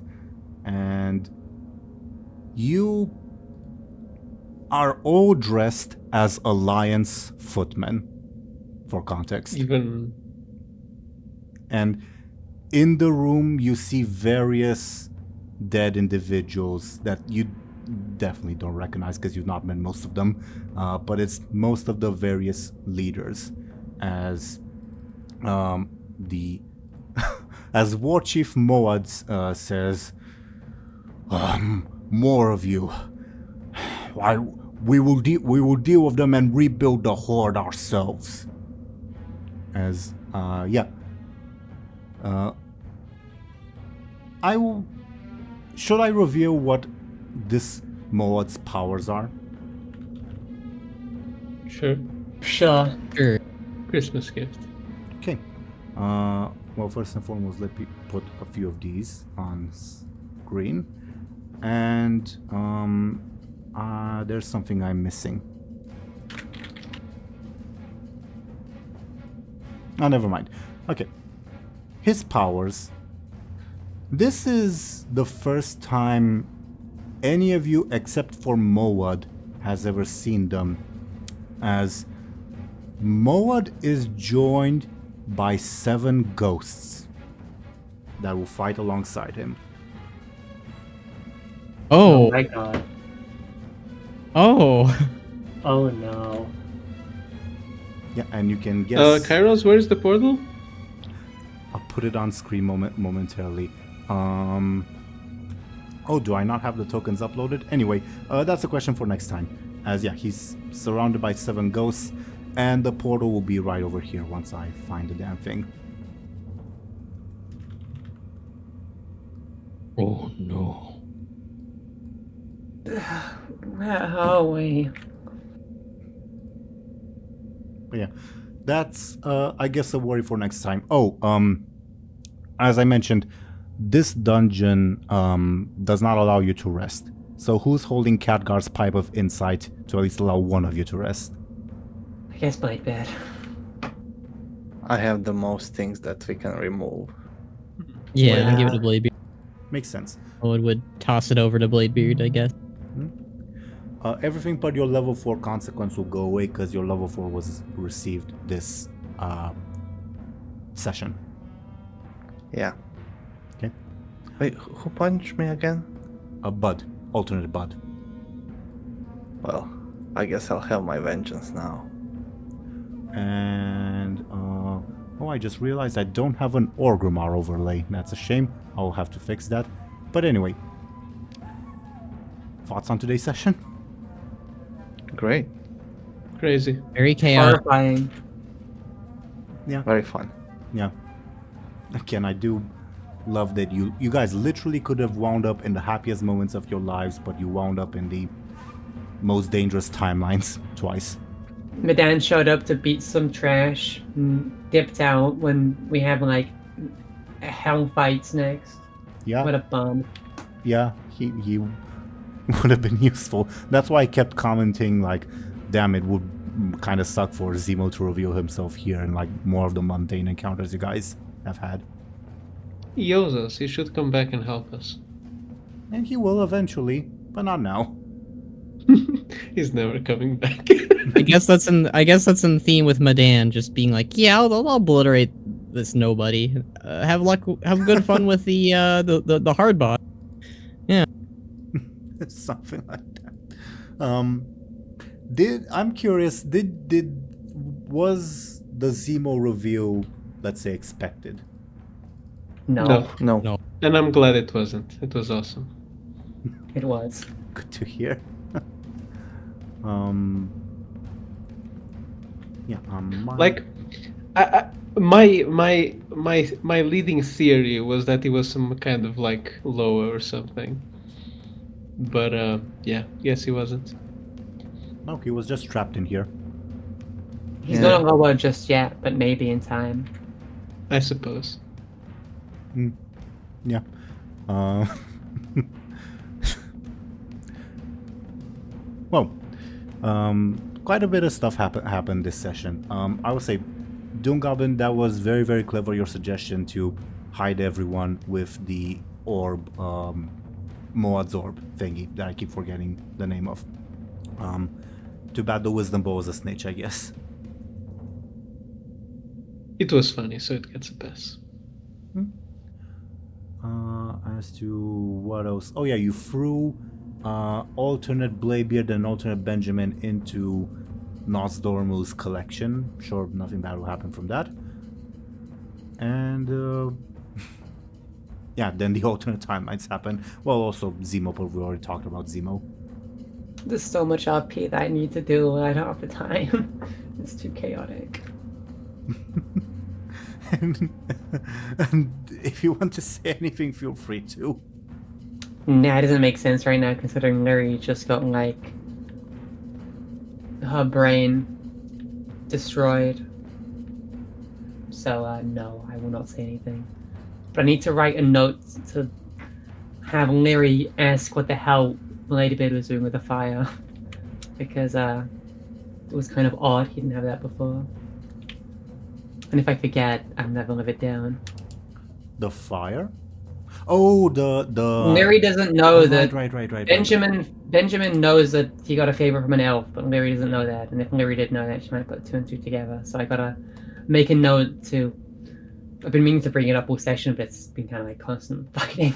Mm-hmm. So I'll write it down in my notes of things to do when we have a second to breathe and not get destroyed by Moa and his 7 ghosts of Christmas past or whatever. Yeah. I would say for a little bit of insight on War Chief Moad's abilities, he will fight as himself, joined by these orcish grunts, and once per turn he can call upon an ancestor for aid, and each ancestor has a very OP ability. So every other leader is dead, right? Are their corpses still here? Oh, every other leader. I thought you said Lyri. Yeah, me too. Yes, but you don't recognize most of them because you've never met those people. Yeah. I was just wondering if they had any allies. I call dibs on Charlemagne. Well, I will say, there is one leader that might aid you, but we'll get to that when we get to that. Sure. Hmm. I mean, maybe Sylvanas is a Banshee again or something, I don't know. It's High King Bladebeard. Or I guess whatever the leader of the dwarves is called. I'm curious, any thoughts on what the worst, most powerful timelines Benjamin's and Bladebeard's are? It's probably what Bladebeard said, unfortunately, for Benjamin. What's that? That cursed render. one render. Season 1 thing the where he's render. an emperor. The render, of course. Who would win, Emperor Benjamin or War Chief Moad? Probably War Chief Moad. He's got the 7 kings of Christmas past. His 7 ancestors. Well, 7 of his ancestors, anyway. What about worst timeline or most powerful timeline Bladebeard? Probably like a Sure. Titan god or something. He's like, Something with Loken, probably. yeah. Loken possessed Bladebeard or something. Okay. I mean, maybe not, because that wouldn't be Bladebeard anymore, really. Was that Lyri at the bottom of the ocean? I think so, at least Hmm. in some form. Also, my awesome plan worked, and I'm gonna need Benjamin reparation from it when it's still over. I had to see you naked blowing a kiss at me. I don't know reparations to anyone. I need some respect points. That's saving your asses. You get a cookie whenever Moed learns how to make cookies. Don't do that, they'll chop You your can. hand off. Not counting the popcorn thing, because it's, I don't know, it's on cooldown. It's not on cooldown. No, it's not on cooldown. It just needed a little bit of time to recharge, to like get itself back to 100%. But you could still use it. It's just that overusing it for more magical items would have like drained it completely. Yeah, we had to Got wait it. for it to recharge its power, its battery. I will say bit of above board.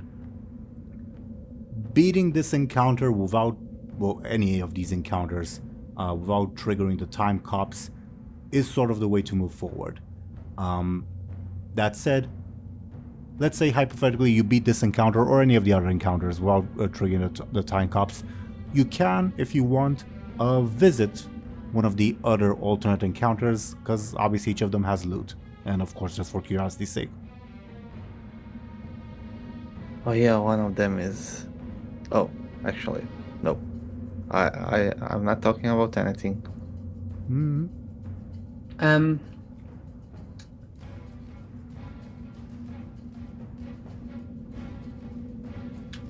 Anyway.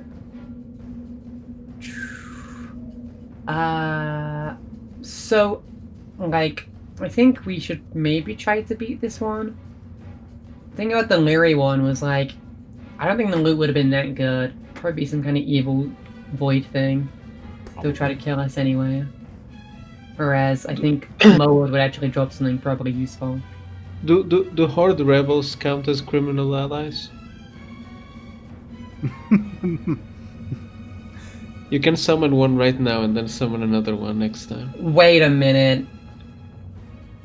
Is the faction leader that's going to help us, Garrosh Hellscream? Can we do that? Can he be our criminal ally? Oh my god. He Because is of a war criminal. crimes? I don't know how Bladebeard knows Let's him. kill him. Oh. No, we need to team up with Garrosh. Yeah, we'll redeem him. Garrosh did nothing wrong. Garrosh will pull the light card from the deck. To like answer the specific Ew. question about can you summon a horde leader, issue is now that Moed is the war chief, he's the law, and according to his law, those were not criminals. Not even Garrosh? Well, you can make the case for Garrosh, but then I'd ask, how does Bladebeard know Garrosh? Season 1. They Yeah. never spoke to face. In fact, Bladebeard hid from him. He hid from him because... Only Moed, our Moed How knows. about Shokia? Maybe she's like an ex or something. For fuck's sake. Moed and Who's that? Shaki fan. That sniper woman, that's kind of yeah, a from loyalist Pandaria, slash... Yeah. And she can snipe like one of the heads or something. I don't know. Oh no. It'd be horrifying. We can come up with a new character. Yeah, the in-character thing for this timeline, you're all dressed as Alliance footmen, is to attack War Chief Moed to avenge Varian's death. Is our Moa dressed as an Alliance footman? A Draenei, particularly a Draenei with gigantism, I see, the usual. of course, And 2 heads. of course. That is somehow even stranger.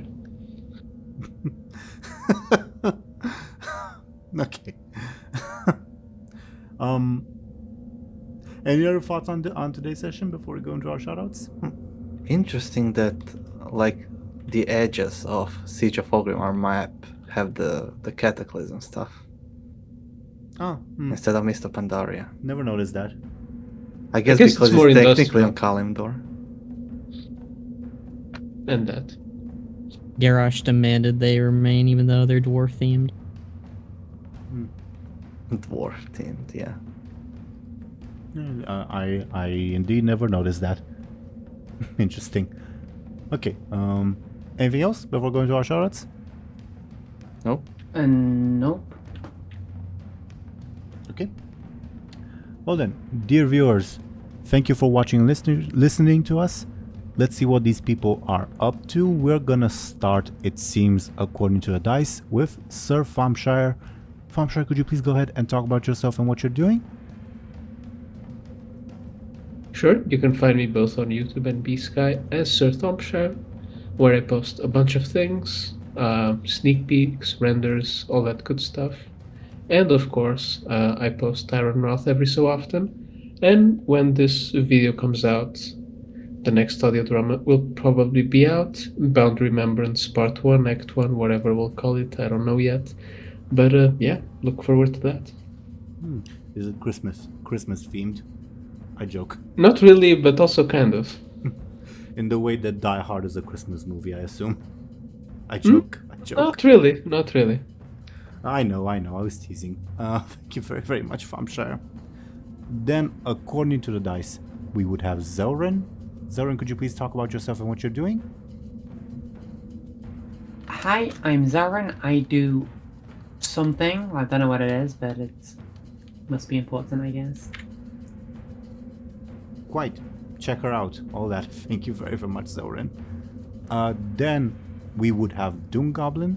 DoomGoblin, could you please go ahead and talk about yourself and what you're doing? Yeah, I'm DoomGoblin. I draw stuff and I post them on the internet. So follow me on Blue Sky and see all my art. Indeed. Thank you very, very much. And then, of course, we would have Khono. Khono, could you please talk about yourself, what you're doing, etc.? Yes, hello, I'm Chronos. I am a VTuber who covers Warcraft lore and other stuff that's related to Warcraft, like machinimas and theories and all that fun jazz. I am also a writer for Ironroth, and I did the writing for said audio drama that is upcoming. Pretty great, very much up my alley of what it is, if you know me. Yeah, that's what I do. I've got a Wintervale machinima that'll be coming out shortly, and that'll be great. It's like 6 minutes long, very short, very fun. Yeah. Indeed. Thank you very, very much, Khono. As for me, dear viewers, I was your Dungeon Master, Game Master, Teeironor. I do this series, quite a lot of fun. I also do another series called Legacy of the Realman. It will return next year. Don't really know when, because it has a bit of an unpredictable schedule. Hopefully the sooner the better. Check that out. Different group of people. Quite a different story, but one I quite enjoy as well. Other than that, as usual, thank you, dear viewers, for watching and listening to us. And yeah, we'll see you in the new year, whenever that might be. Probably sooner than later. But still, yeah. We'll see you then. Goodbye, everyone. See ya. Happy New Year and all that. See ya. See ya. Yeah, Happy New Year. Bye.